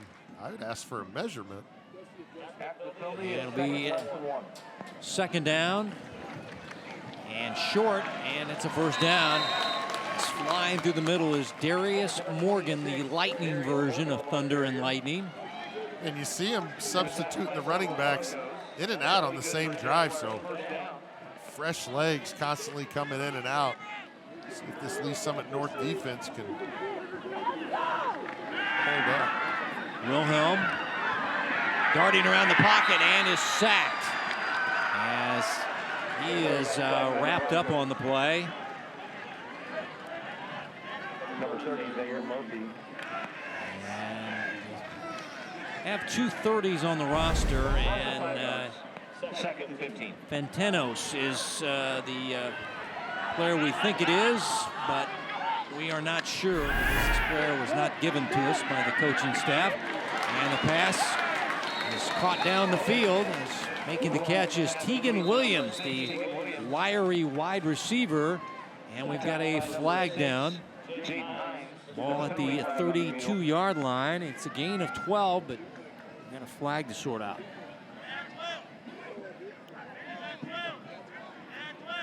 Substitution problem now for North.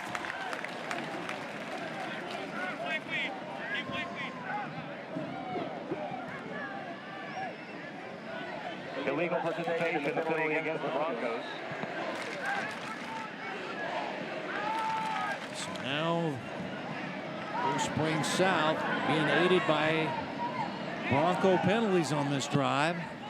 It's the 3rd penalty just on this drive. 2 face mask penalty. Illegal participation is what we're being told up here. Like I said, substitution problem. Either way, these are the penalties that have killed this team, and now the ball is moved back. So now they're going to re-walk off the yardage.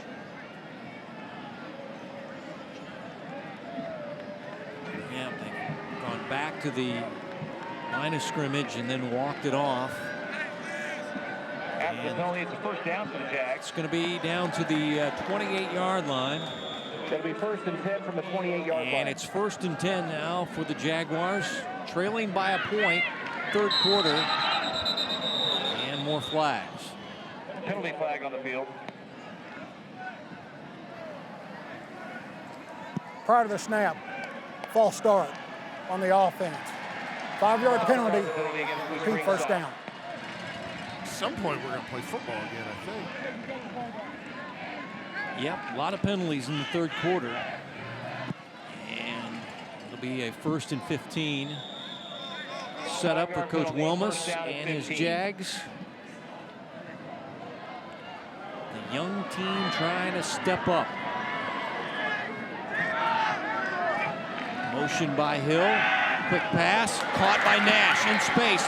Nash up the middle down to the 15-yard line, 18-yard gain, and a first down for Blue Springs South. Gavin Nash been the big play receiver tonight. Yeah, just get Nash in open space. Able to pick up good yards after the catch. From the 15 in the red zone, here's Wilhelm. Stepping up, tucking and running. Wilhelm, ankle tackle. Nice play there by Caleb Green. Otherwise, with that speed, I think he gets to the edge. But Green, the super sophomore, with a great tackle. Yeah, you could tell Wilhelm was trying to get to that edge. And you talk about open field tackling. All you got to do is clip their feet. You know, it's not about having the big hit. It's just about getting the man to the ground. 2nd down and 8. Defense trying to step up. Maury Moore, who's headed to Oklahoma, and Reed, they make up that strong defensive line. Trying to get a defensive stop. These guys have been on the field a long time. They see a lot of teams rotate their big guys, and now we're going to get a timeout. And I think Coach has seen that his defense a little gassed right now, and he will take the timeout. Coach Rogers and North, Lee Summit North, with their first timeout of the second half. You saw the Lee Summit North. It was a defensive back sprinting off the field trying to avoid another 12-man on the field penalty. And Lee Summit North has to burn a timeout. When you talk about the fatigue factor, when the action's going, but part of that is the mental side, knowing, hey, if I'm coming in or coming out, got to make sure we've got guys communicating. And It's twice now in the stride that they've had personnel issues. When you talk to coaches, they always like to be, you know, at least 2 deep on the defensive line, maybe 3 deep. They got to get these guys out, get them a break, but you don't see North do that much. They want to keep 1 and 0 on the field at all times because they're big-time players. Moore headed to Oklahoma, and Reed, probably the most valuable defensive player thus far this year. 3rd down and 6. Wilhelm stepping up. And he fights his way down near the 5-yard line. And it's very close to the 1st down. And I think that was Green again on the tackle. Now they're saying 4th down and 1. So he's a little short. No field goal kicker. They're going to go for it. Aiden Wilhelm and the offense staying out. 4th down and 1. Ball at the 6. Give it off. Hawkins Jr. Speed to the outside. He'll get in. Touchdown, Blue Springs South. Touchdown, Jaguars. A 4-yard touchdown. KJ Hawkins Jr. puts BSS back on top in the 3rd quarter. 6 yards on the rushing touchdown.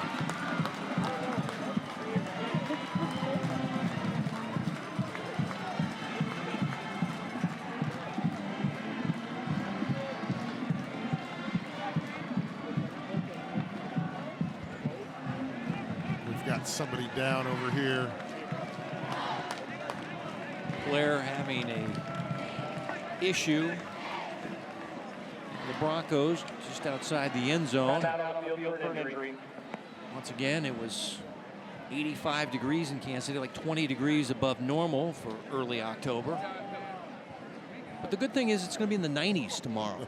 That's what I'm looking forward to. Player coming off injured is William Ray, who's having a issue with cramps, we think.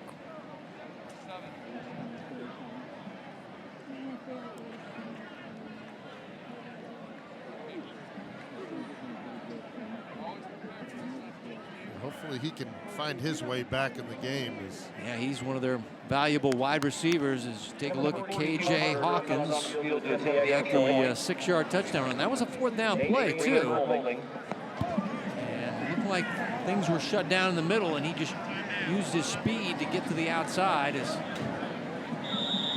comes Carpenter in for a PAT try.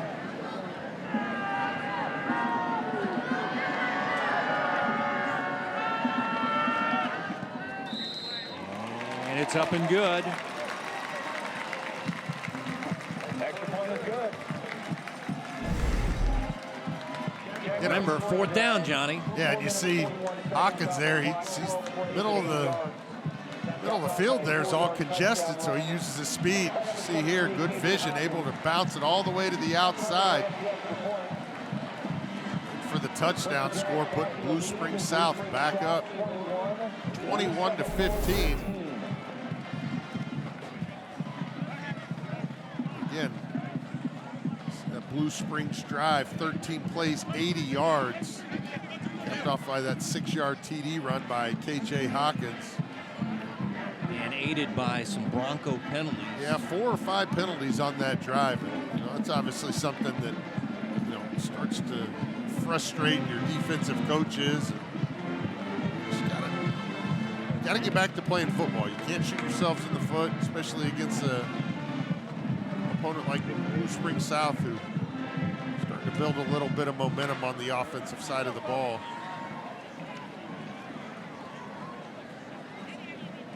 And deep back.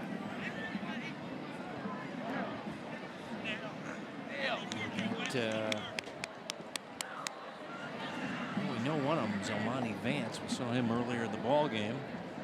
Yeah, Ray's usually the other deep man, but we just saw him come off with Graham. So Conaway is back there. Subbing in as Carpenter. The Conaway on the return from the 7-yard line. Great speed. Taken down shy of the 30-yard line. Number 17. Flag down on the play. There's a penalty flag.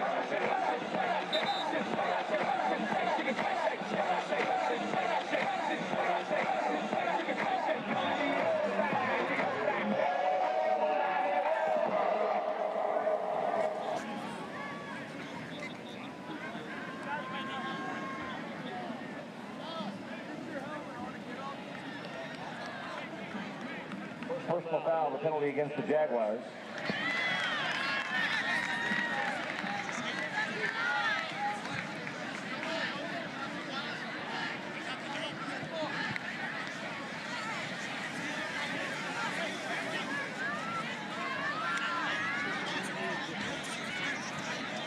I'll tell you, Wilma's not liking this call. It's going to be a 15-yard tack-on penalty after a pretty good return by Conaway. Yeah, you saw both guys kind of going after each other, and then the referee, as he's walking up, see the Blue Spring South guy kind of get that last shove. And we're taught at a young age, it's always the guy that retaliates that gets the penalty. And saw that play out right there for Blue Spring South. I'm told Gene Millentry, also a Little League football coach for big celebrities, Leaf Leisig back in his youth days. So Gene Millentry has done it all. Coaching, refereeing, as here's Makai Mitchell and the Bronco offense. We saw this in the first half. This guy dangerous with the football, and he's still on his feet inside the 10, down near the 5. Makai Mitchell showing off the wheels, and I'm telling you, there's going to be a lot of retake jobs because he's breaking ankles.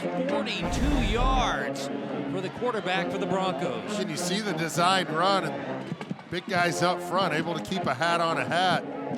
Mitchell gets to that second, third level, just breaking through the arm tackles. I mean, this guy running the ball about as well as I've seen a quarterback run the football, and definitely a lot of confidence right now behind number 1 on offense. Explosive plays for number 1. He's got a 41, a 42, and a 24-yard play running the football. Draw play. Chapman up the middle. And burrows his way down near the 1-yard line, so they get about 4 on the play. Second down and goal. By number 21. Boy, both teams killed by penalties tonight.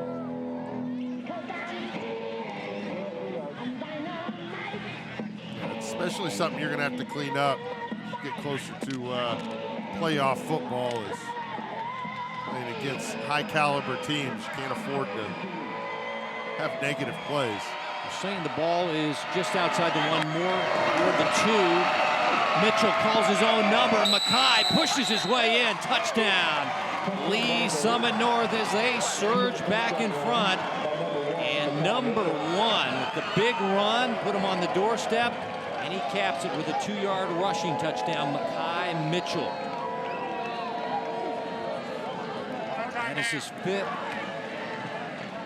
Check that, his 4th rushing touchdown of the year, and now he goes back to hold on the PAT. Hopes he doesn't get run over this time, like the last time. As he'll hold for Noah Kent. Try to recapture the lead at 22-21. It's up and good. Broncos in front.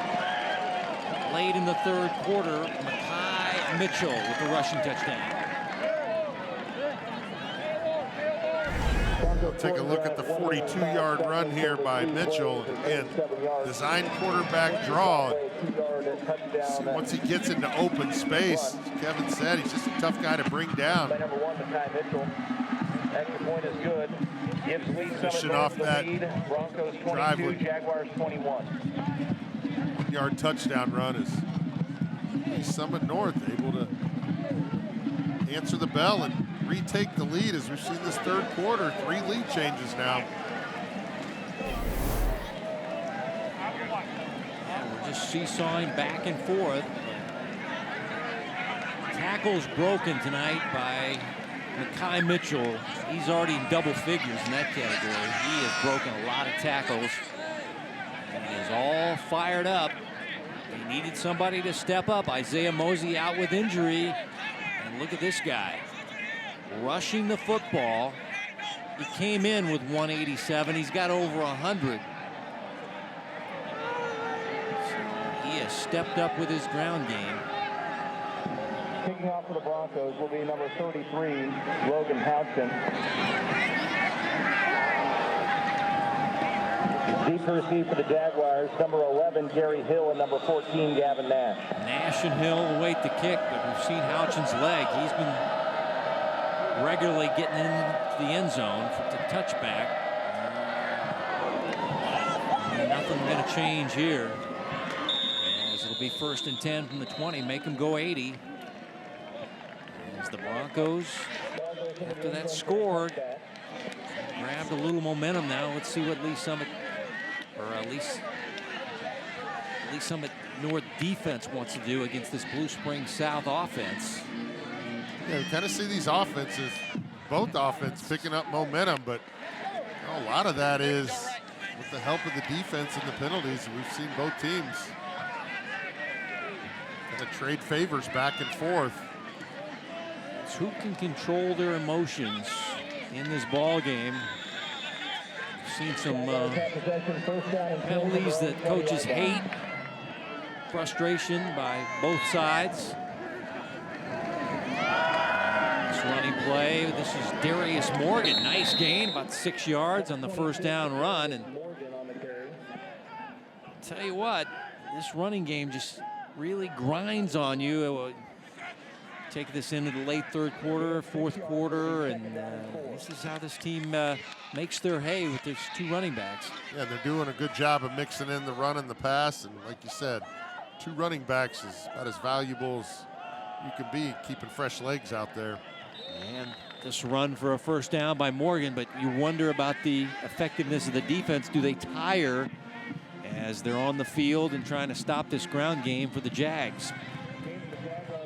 You know, this is what you do all the summer conditioning and training for, these 2nd half games. And got to be able to keep your body in good shape, knowing the biggest plays are in the 2nd half. Morgan again, cut back, and a flag is down. There's a penalty flag on the field. Able to get it near the 36-yard line, a gain of 6, but this might be coming back. To the S on the hill. Thank you.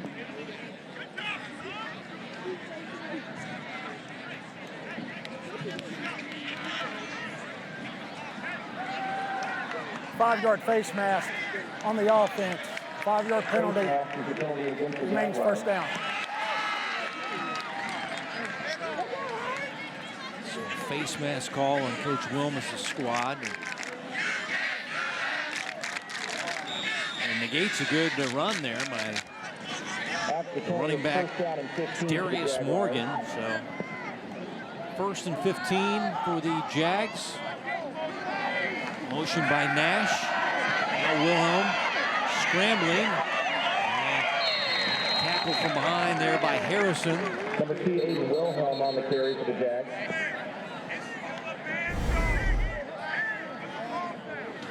Again, it's Caleb Green out in the open field with forcing the QB back into the field. He's had a really good game. Spying Wilhelm there. And a player cramping up. That was the guy that made the stop, Ciron Harrison. He's making a visit to Nebraska coming up, I believe, this weekend. So get the cramps taken care of and head up to Lincoln, young man. Their top tacklers. It's just a size situation. Is he a defensive end? Is he a linebacker? 6'2", 217. Again, it was 85 degrees today in Kansas City. October the 4th. It's a warm day.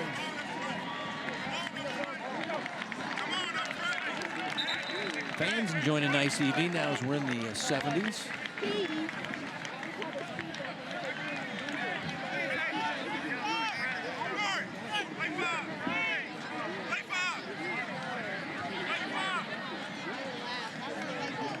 Big sports weekend. Royals and the playoffs. Chiefs on Monday Night Football, and we got this one here. Suburban Gold, Blue Springs South, playing host to Lee Summit North, and this is a dogfight.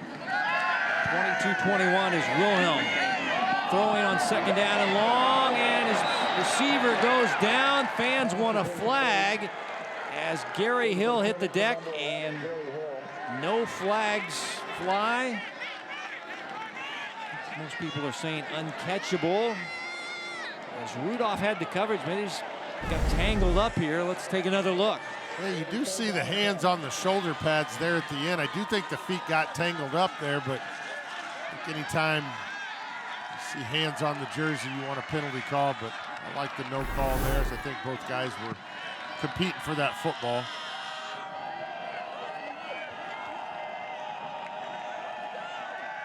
And now third down and long. Wilhelm dodging pressure, spinning, and will get near the 34-yard line. He only got 4. It was third down and 10. And now it'll be a punt coming up for the Jaguars, trailing by a point late third quarter. Well, he was under immediate pressure. As you take a look at Reed, was the final guy to bring him down after the short run. Kai Reed, punting unit out with Hugh Carpenter in punt formation now for Blue Springs South.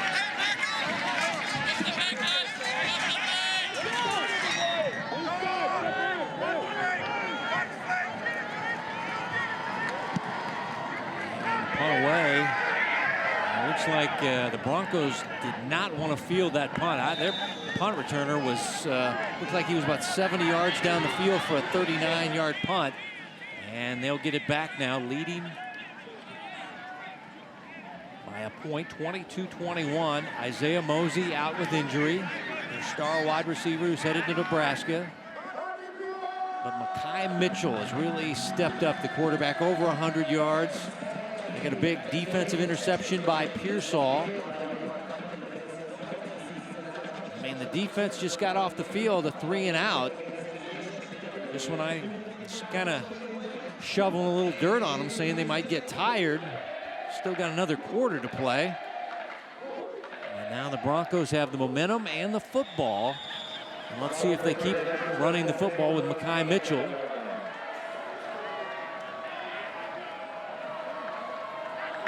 From the 27. And there goes Mekhi. Mekhi off to the races. Mekhi Mitchell ripped down from behind. And yes, they do call number 1's number, as we've got a flag down. I've only said that a few times tonight.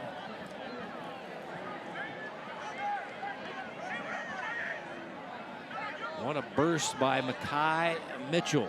Yeah, we see Lee Summit North going with a lot more quarterback designed runs. Block in the here. back on the offense. 10-yard penalty, first down. Still going to be a first down run, but they're going to lose some valuable real estate, as they'll spot it at the 43-yard line.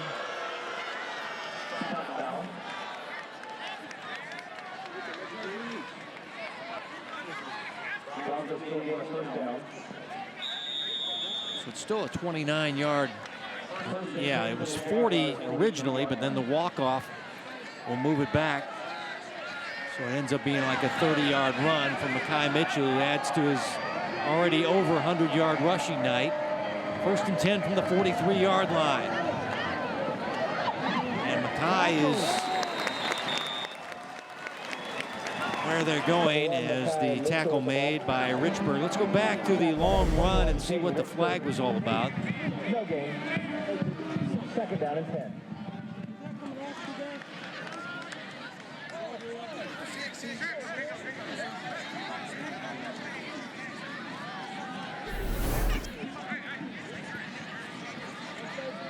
Basically, we're seeing this offense really morph into a Mekhi Mitchell run game.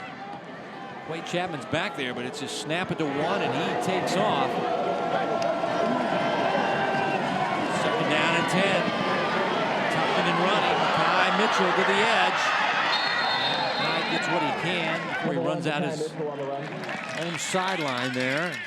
Forced out of bounds by number 80, Gage Schroeder. Yeah, and he's starting to get in the habit of just, if my first read's not there, I'm just going to tuck it and run it. Having a lot of success.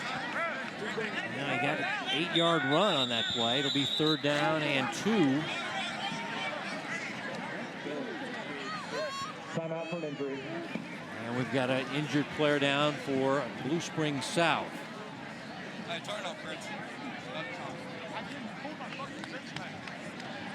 Once again, a hot day in Kansas City, cramps. This is like week 1. A lot of cramping going on tonight. Just over a minute left in your 3rd quarter, as next week we're at State Line Road. Johnny, we got the Catholic Clash 2. See, I called that Catholic Clash 1 the Rockhurst Miege, and this is Catholic Clash 2. And Aquinas is... yeah, we've Rockhurst and Aquinas having some... Aquinas just pulled ahead of Oh, Miege, okay, all so right. they're up 28-24, but... What about Rockhurst? What's going on Rockhurst there? is down 30-13. Wow. We've got Wow. some making up to do there, but... Still a lot of time left, or am I going to have Kelly Donahoe in a foul mood next week? There's the night rushing for Makai Mitchell. Wow, big night for him. Jaguars fans trying to get their defense going after the injury cramping situation to Schroeder. And here's Quade Chapman into the 2nd level. Quade gets a block from his receiver down the field and skirts it into the end zone for a touchdown. 35 yards. Credit the wide receivers blocking for Chapman down the field, as it really looked easy once he got in that 2nd level.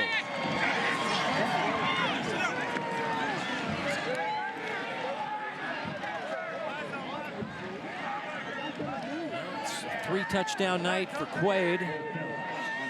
And now he has double figures, 10 on the season. PAT try coming up here for Kent.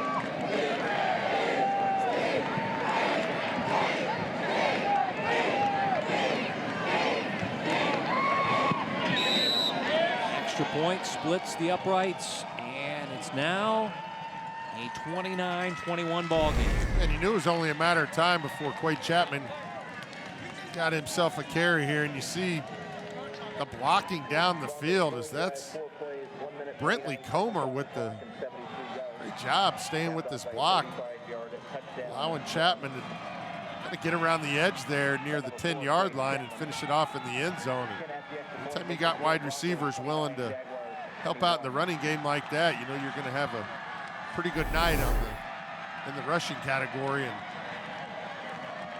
And we're seeing a good 1-2 punch tonight from Makai Mitchell and Quade Chapman.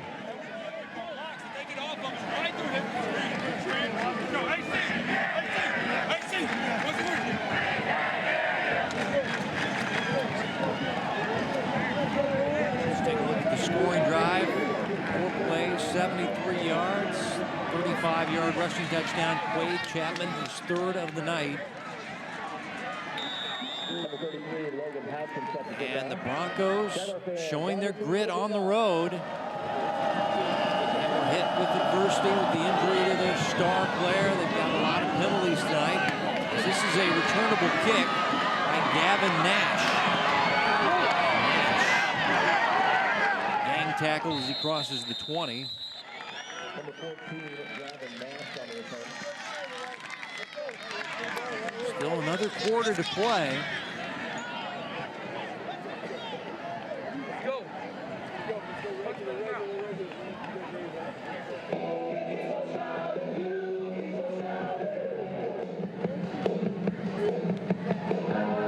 Now it's up to Coach Wilmus and his quarterback, Aiden Wilhelm.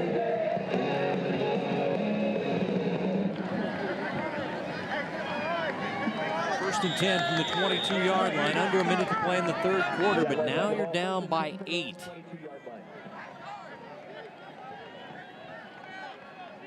Three and out on the last drive. Let's see if the offense can get cranking again for the Jags. Go with their bread and butter, the running game. Not much doing. We got another player down. Looked like Cousins, the right tackle.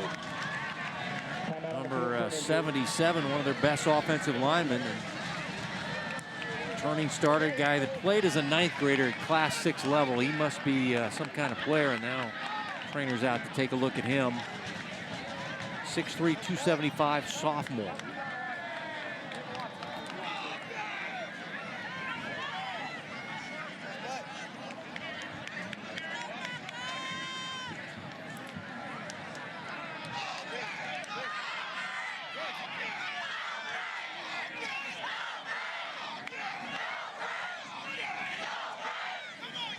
He is a valuable member of their offensive line. Already got an offer from Missouri State, I'm told. He's one of the strongest guys on the team. Pound for pound, he's one of the biggest guys. Usually, when they ask the coaches, you know, pound for pound, you know, they always give you a guy that's usually 160 that can, you know, bench 300 and squat 450, 500 pounds. And now, this is not a good sign as he is wincing as he's coming off. This is he and Bruce are the 2 top offensive linemen for this Jaguar offensive line.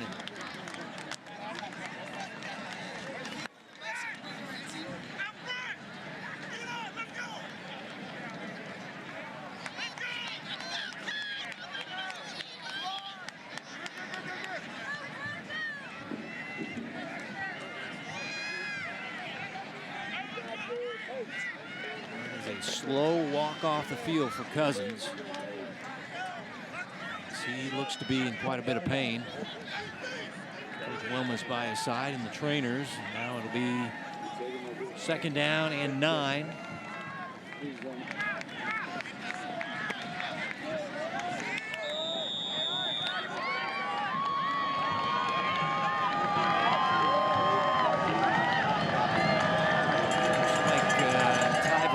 Smith is now the right tackle as Wilhelm throwing to a wide open receiver down the field. It's juggled and it is caught by Gary Hill right in front of his bench area. He was uncovered and the question was, would he hold on? And he did. He got a regrip on the 2nd try, Johnny. Yeah, you see the concentration here. He almost gets turned around. Keep his eyes on that ball and haul it in. Good throw, good catch. 37 yards on the connection as flags fly prior to the snap. Prior to the snap, encroachment on the defense. 5-yard penalty, 1st down. Well, you saw Wilhelm. He had 2 receivers in the area. Only one was being covered. And that was not Gary Hill. He was wide open right in front of his bench area. And Wilhelm able to find him for the 37-yard connection. And it'll be 1st and 5 after the penalty on the Broncos. And the clock winds out on the 3rd quarter. A lot of points, a lot of penalties. Good ball game as it's 29-21 Broncos. 4th quarter next on the Hy-Vee High School Game of the Week.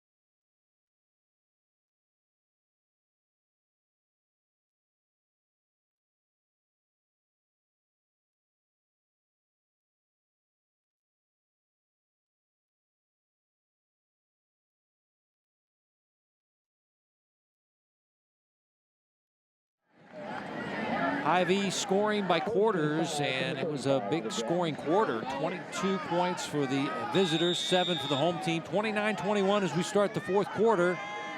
Hy-Vee scoring by quarters. And here we go. And we've got the fourth quarter underway with a run as Darius Morgan, as he is thrown out of bounds. We've had injuries to some of the big stars. Isaiah Mosey injured early on in the game, has played very little. Now we just saw in the end of the third quarter the top offensive lineman for Blue Springs South, Jude Cousins, out. Smith in his spot, a 300-pounder, number 74, at the right tackle spot. And this running play is stonewall, nothing doing. Kamori Moore just... He fills it up there, and now Blair is down. He kind of got hit from behind. Timeout for an injury. Obviously with the helmet off, you wondered if he got hit in the head at all. Good sign to see him moving around. And this would be the right guard, Martinez now. So the offensive line, we've already lost the right tackle. This is the right guard being checked for an injury.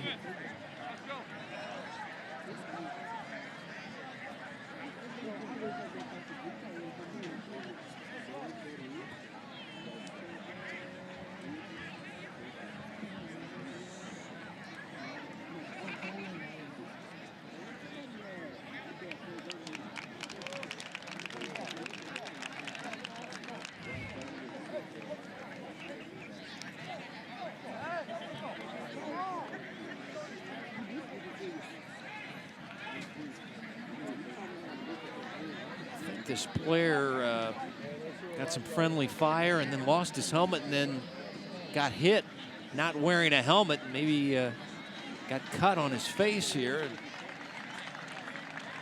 Let's go back to the play as the fans give him a nice round of applause. Martinez.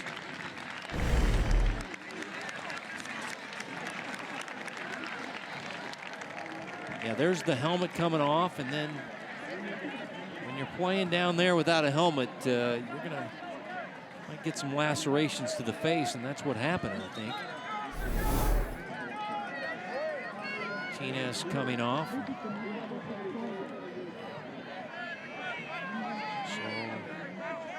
So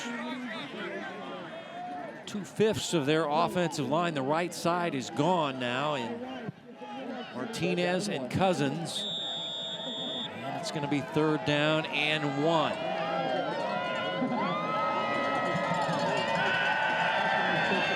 Quarterback draw. Wilhelm breaks a tackle and able to get it near the 21-yard line. A gain of 10 and a 1st down for Wilhelm. They want to go fast here if you're Blue Springs South. 1st down and 10 from the 21-yard line. Wilhelm again, slant pass caught. Gary Hill down near the 13-yard line. Yeah, that pass play's been open pretty much 8 yards all day, whether it's been Gary Hill or Gavin Nash. You've seen both those guys over the middle on those short intermediate routes, able to pick up good yardage. 2nd down and short. Pressure comes. Wilhelm throws. Touchdown, Blue Springs South. Gary Hill, 13-yard touchdown reception. And Blue Springs South won't go away as it's 29-27, PAT pending. Gary Hill, touchdown catch. That is his 5th of the year.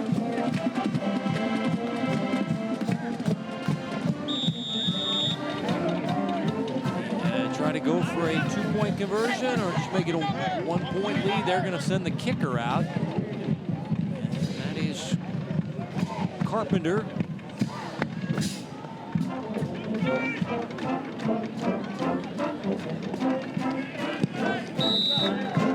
And it's up and good. 1-point lead, 29-28. Early 4th quarter, 10.5 to go. Go back to this touchdown pass. You see Wilhelm on the move, trying to keep the play alive. And Hill does a good job of just sitting in the coverage. The good throw and catch there. Wilhelm showing off his arm strength as he's keeping these guys in the game. 2 minutes and 13 seconds and 6 plays. 8 plays, 78 yards, 2:28 off the clock. Summit North 29, Blue Springs South 28. Touchdown pass from Wilhelm. Gary Hill of 13 yards. Back to a 1-point game. The Blue Springs Education Foundation proudly supports the excellence of the Blue Springs School District in many ways, including scholarships for graduates, teacher grants to improve classroom instruction, and funds for students in need. The foundation's work is not possible without these donors. The Duvall 29 to 28 is the score in this ball game. Lee Summit North leading by a point. 10.5 to go in your ball game in regulation. Blue Springs South hasn't beaten Lee Summit North since 2016. Broncos have won 5 in a row. Now the Broncos will get it back, leading by 1 point. Back deep for the Broncos, number 17, Israel Conaway. Kicking off for the Jaguars. Israel Conaway, who had a nice return last time, is the only man back. They think there's going to be an onside kick. Look at all the Broncos waiting for this one. It's a pooch kick over the wave, and the ball is tipped out of bounds by a Bronco player, saving the day. So they thought they were going to get an onside kick. Instead, they got a little chip shot over the 10 guys in front. It's tipped out of bounds there. I think that was Comer again, the guy that had the good block on the... Comer's made some good play. He had a good block. Yeah, and now this is just a smart play. Get this ball out of bounds, as there is a Jaguar right in the area. So it's the little things. This guy's blocking and making smart plays. And the Broncos will have possession, leading by a point. Ball at the 28-yard line. That's where he kind of punched it out of bounds. And Mitchell, in the offense, back out. 3 touchdowns by Chapman. Mitchell been the star running back, over 100 yards. Mosey out with injury. There's Chapman. And he's in trouble. He's wrapped up. Nice play there by Richburg, the Mike linebacker, number 21. And Chapman, not a lot of running room there, but usually see him break 1 or 2 tackles. But Jaden Richburg with those strong arms, good tackle there. Let's get an injury update with Bethany. Yeah, the offensive lineman Jude Cousins that we saw come out recently is getting a lot of consolation from some teammates. His shoe and sock now off. Looks like a pretty significant injury to that foot. He's pretty emotional over here on the sideline. All right, thanks, Bethany. Empty set, 2nd down and 12 after the tackle for a loss. Mitchell wants to go quarterback draw, but we've got whistles and we got flags down. Timeout. No. Lee Summit North. The Timeout. first of the second half. So no flags. Timeout, Broncos. Timeout, Lee Summit North. Didn't think I saw a flag, but I saw the officials running in. It's just a knee-jerk reaction after all the flags we've had in this ball game. So Coach Rogers and his team trying to get a tough, hard-fought road win tonight. This is a conference game. Broncos 3-0 in the conference. Jags 3-1. Who holds it together this last 9:43 in your ball game? We've seen injuries to players, big name players. Let's take a look at the young man, the only sophomore who's got a bright future, but the right tackle is injured tonight. Isaiah Mosey been out with an injury. And now, after a timeout, it'll be 2nd down 12. Broncos lead at 1. Saw a quarterback draw. This is set, and here it is again. And there goes Mitchell. And he'll get it to the 32. Coughed up the football. And now the official is signaling him down at the 32. So the play is done, 6-yard run. And it looked like Bennett able to cover it anyway for the Broncos. Let's see if he was down here. They're stripping at the ball, and ooh, was the knee down? All right, the knee was down, and his teammate right there, Bennett, to cover it up. Now big down and distance, Johnny. 3rd down and 6. You know, Bennett's a target here. William Ray's a target here. So you're relying on these guys to fill the shoes of Isaiah Mosey, especially on these 3rd down situations. There's the injured foot of Cousins, and now the quarterback gets away from pressure, and there goes Mackay into space, hurdling his own players, and he works his way down the Blue Springs South sideline, and we got flags down on the play. Got 2 flags, one way back behind the line of scrimmage and one down the field. Yeah, it looked like a busted play. I think Chapman and Mitchell ran into each other in the backfield, and Mitchell was able to get it back up the field. We'll see what this. There's 2 penalties on the play. Blocking the back on the offense, and 5 men in the backfield on the offense.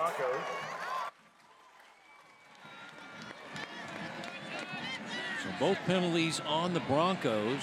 As well as an illegal formation. Formation problem, guys not lining up correctly.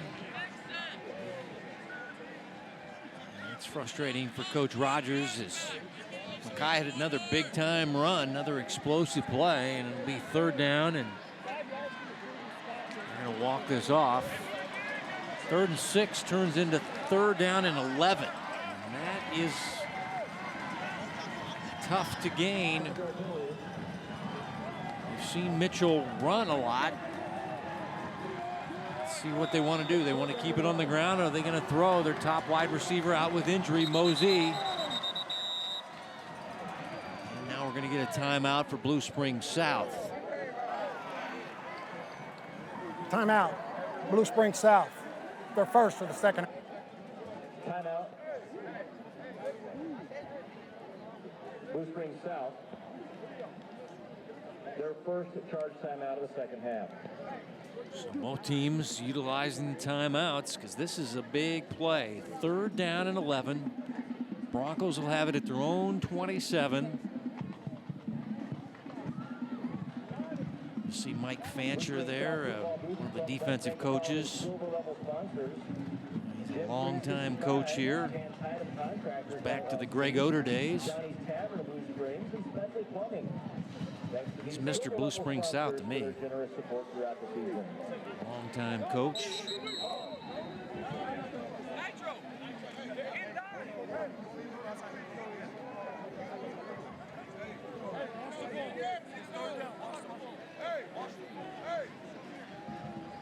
What should we expect here, Johnny? Is this another Mitchell run and you better tackle number 1, or is he going to make the Jags defense pay? I don't feel like they're going to throw, but they do have a bunch set to the right here. Chapman in the backfield. And Mitchell going to take off, and he floats it down the field. Chapman wide open. 1st down and more. Quade Chapman.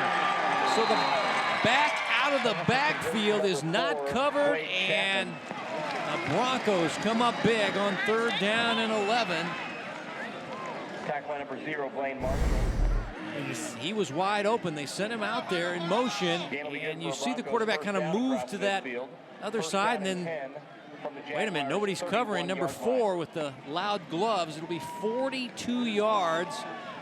Another explosive play by the Broncos when they needed it most. And again, starts with Mackay Mitchell, keeping his eyes down the field, not giving up on the play, as we've seen him have some big-time runs, but able to make the pitch and catch out to Chapman. Big 1st down for Lee Summit North. And this is the sophomore. This is Thompson.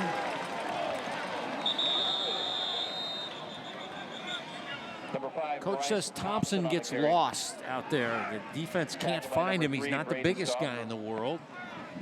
He'll get a gain of 2. 2nd down and 8. looked like Xavier Gammons had him wrapped up, and then all of a sudden he kind of Thompson just popped out, picked up a few extra yards there, and like you said, he just kind of gets lost. And you think you've got him down to the ground, but he's able to keep his balance and keep his footing. He subs out, Chapman back in. Pistol formation, 2nd down and 8, clock running, 4th quarter. Chapman, oh man, he got lit up on that play as Xavier Gammons. A harsh tackle on the Bronco running back as he got sideswiped here and taken down immediately. Just shoots the gap. Work his way backside of that offensive line. I don't think Chapman really saw him until the last second there. Another big down and distance, 3rd down and 9. Broncos with a slim 1-point lead here in the 4th quarter. On the drive, and oh my goodness. Over-aggressive. And a penalty coming snap, up on. Encroachment, defense, 5-yard penalty. Repeat 3rd down. That's going to be on South. This young team in a big moment. Are they ready for the spotlight? And that's not a mistake you want to see. And now it's a 3rd down and 4, manageable situation. I think you keep the ball on the ground here. Yeah, I would. 3rd down and 4 from the 25-yard line. I'd let Mitchell run it here.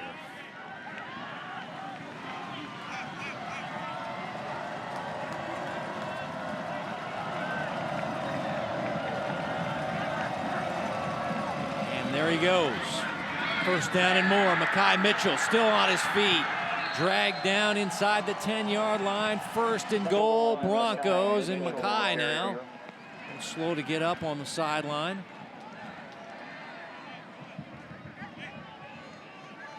Number 3, Braden Stopper. And he's cramping up. That is a tight cramp. And that is not comfortable. Usually happens for me in the middle of the night. You have to get out of bed. You got to get the covers off and hop around. And all the while, there you get a mustard packet shot into your mouth to try to stop the cramping, and then the water. I mean, unless you like mustard that much, there it is. Some people like mustard, you know. They shoot the mustard packet. A lot of trainers carry those mustard packets right in their pocket, and that's what they're trying to do. And try to get the quarterback back on the field. But the thing about cramps is while they're going on, you're like, is this ever going to end? Because the pain, you're just like, I'm hopping up and down in a dark bedroom, and it's still not helping. But maybe I need to put some mustard packs on the nightstand for me. Put your entire bottle of mustard. Yeah, oh yeah. In the nightstand. Yeah, just squirt the mustard into your mouth. Yeah. Now he is definitely cramping up because it's almost 90 degrees today. They kept saying, "Oh no, it's only in the low 80s, mid 80s." 1st and goal from the 9 for the Broncos. They slide him away from the field so they can bring in the backup QB. All right. So now they can run a play.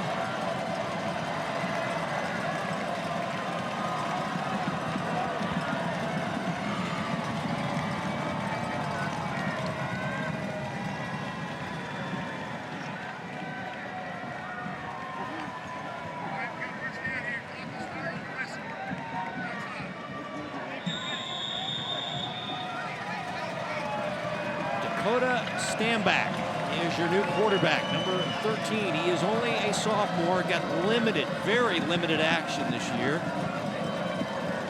Chapman in the backfield. 1st and goal from the 9. Chapman cutback run. Chapman still on his feet, fighting down near the 2-yard line. That was a good run by Chapman, showing his great vision.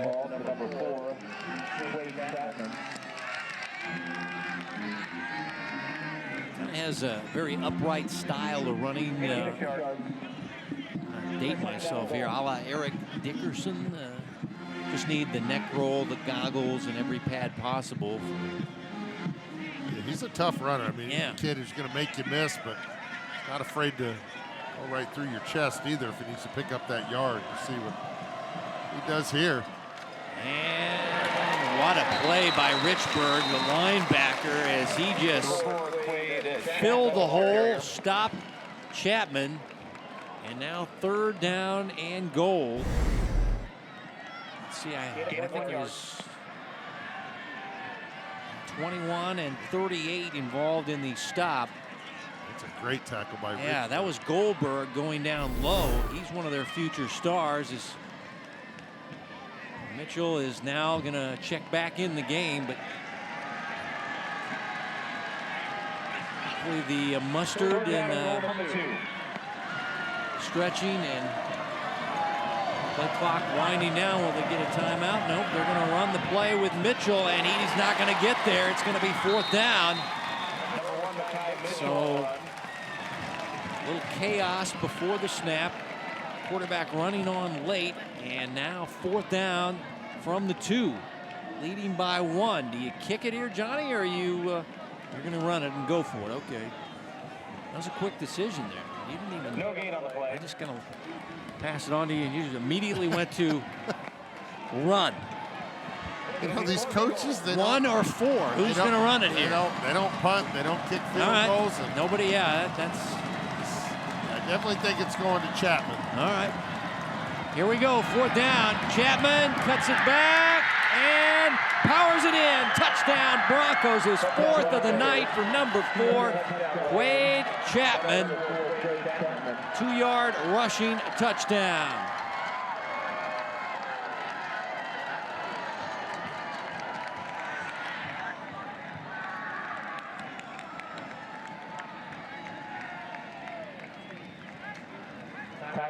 Closing in on a 100-yard game.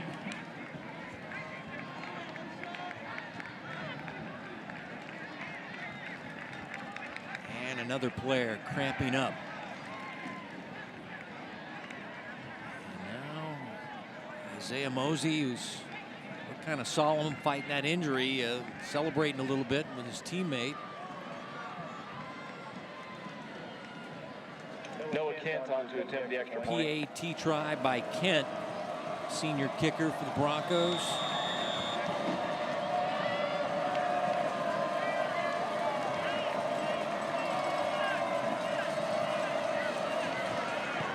Early movement, and the kick is up and good. 8-point lead now for the visitors from Lee Summit North, trying to stay undefeated.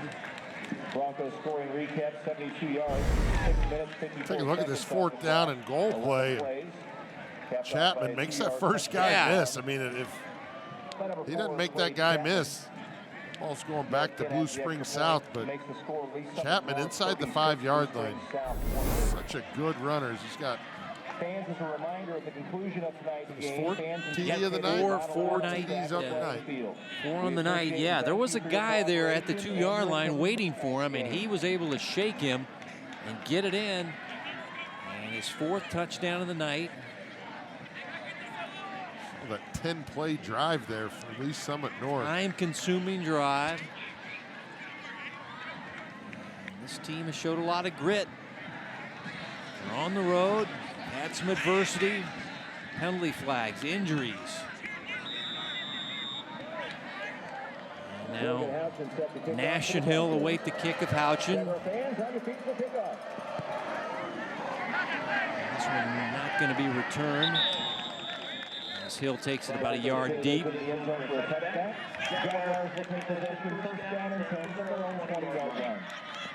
plenty of time on the clock. 2 timeouts.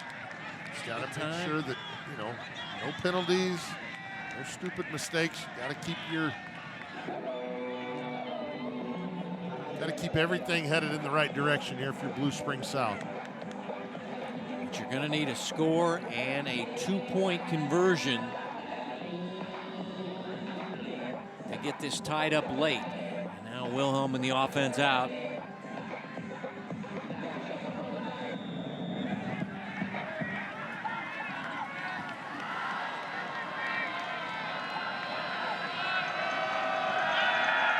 throw on first down. Has a man open. Nash. Oh, just too long. Incomplete near midfield. Coverage by Spinks, but he was open. You've seen that connection tonight. Wilhelm to Nash. 2nd down and 10. Again, you see Wilhelm just kind of talking to himself there. He's got to calm down just a little bit. And he's got the air underneath that ball, but ball just sails right over Nash's head.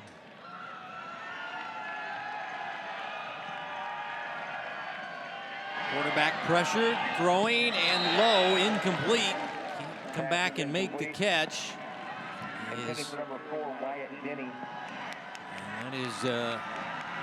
Wyatt Denny. He's a junior wide receiver, and see the quarterback taking the blame there, patting his chest, saying that was my fault on the bad throw. The rest of that is just signaling from the bench, but this is a big down and distance. 3rd down and 10 for Wilhelm and the Jags.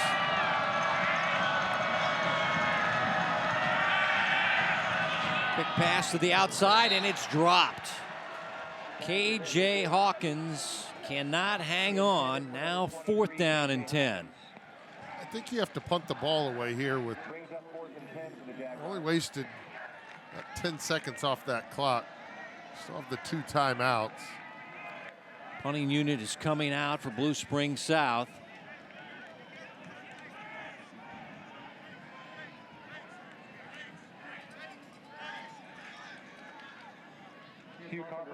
Hugh Carpenter is your punter. He's averaged 40 on the year. You need a big punt now.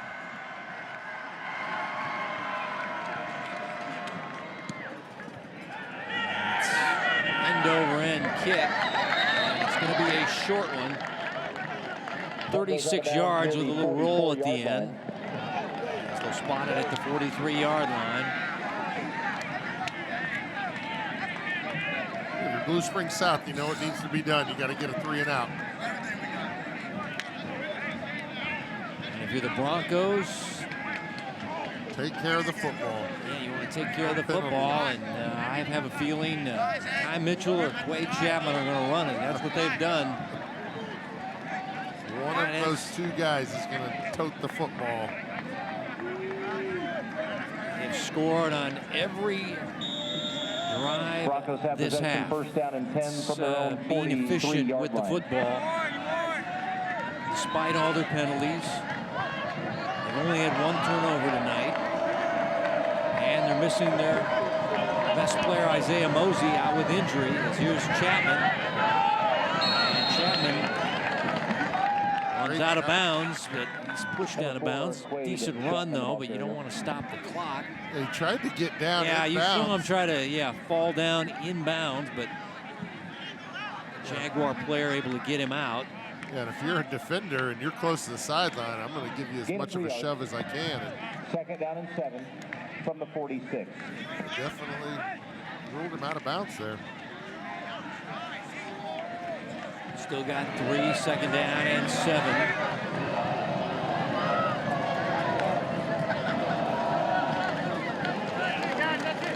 Timeout here. Yep, Chapman. Number 4, Quade Chapman, the ball carrier. Not much on that one, and we'll get a timeout from Blue Springs South.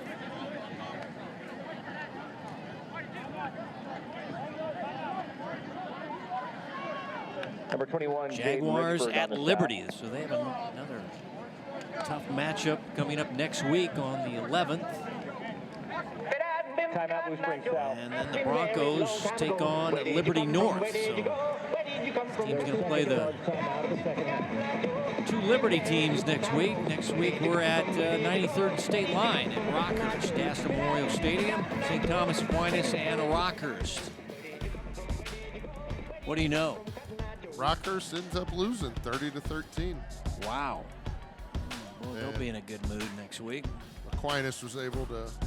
Aquinas got it done against Miege, huh? Yep. All right. 28-24. So. Yeah. Rockhurst going to be looking to get back on track next week at home.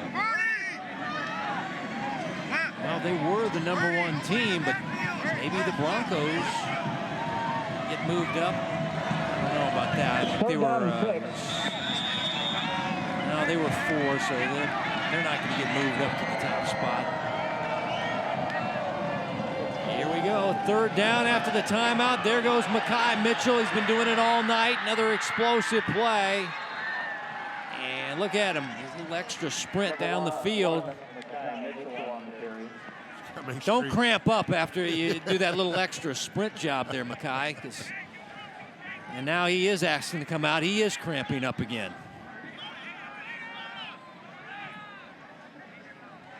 So we'll see the sophomore Stanback in the ball game.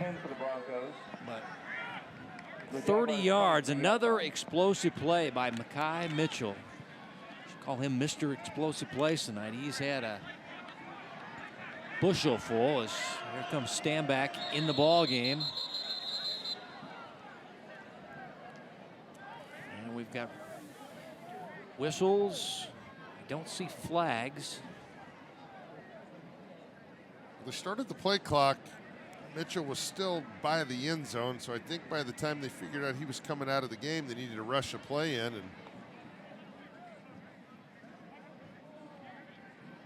I think they're going to credit him with their last time out.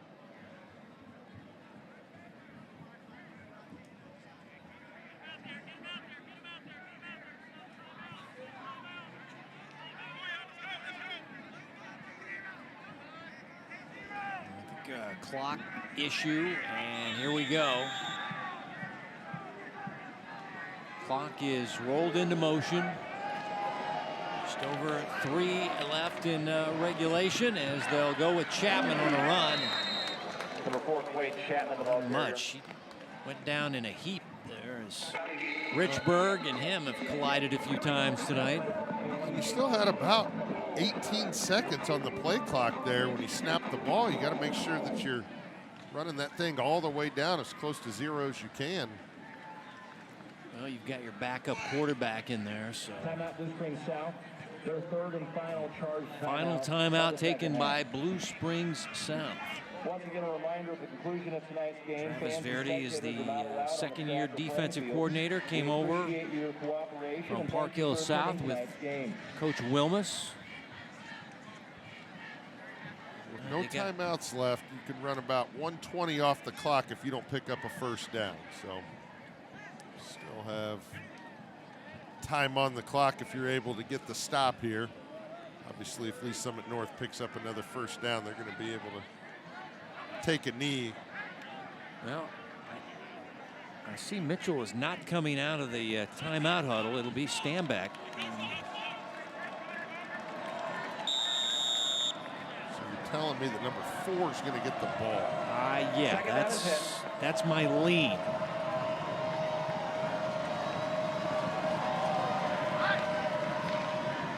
Handoff right side, Chapman, and he's not doing too much on the play. Another Richburg tackle, and Blue Springs South knew number 4 was getting the ball. Yeah, right now you're just trying to run the clock down. So you want to put the ball in guys' hands that are going to secure it as they take Chapman off the field. But Mitchell, I see, is coming back on the field.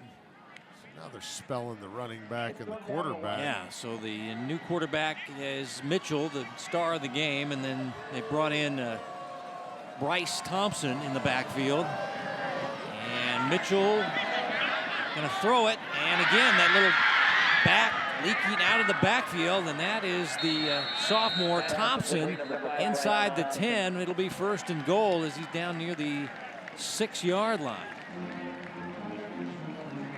The clock is stopped. 18 yards, and that's been an effective play tonight, Johnny. The little screen pass, they're not covering the back out of the backfield. That's Mitchell again, just buying time, and the defense just kind of loses track of Thompson there. Yeah, you're worried about Mitchell's running ability and how fast he is and all the explosive plays, and then all of a sudden he just loops a little lollipop down the field. And the victory formation now that. Well, maybe they don't have enough people on the field yet. going to get a timeout. Summit North, the third and final timeout. So they're going to have to take a timeout because they couldn't get it lined up right, or didn't have enough people on the field. Or at the end of the day, it's not going to matter. Yeah. You just gotta clean up that personnel. And I know your quarterback's subbing in and out with cramps, but you got to make sure that your backups know the situations, understand the clock management. As important as it comes, especially when your game is this close in the fourth quarter, but without any timeouts for Blue Springs South, Lee Summit North is going to be able to take a knee a couple times here.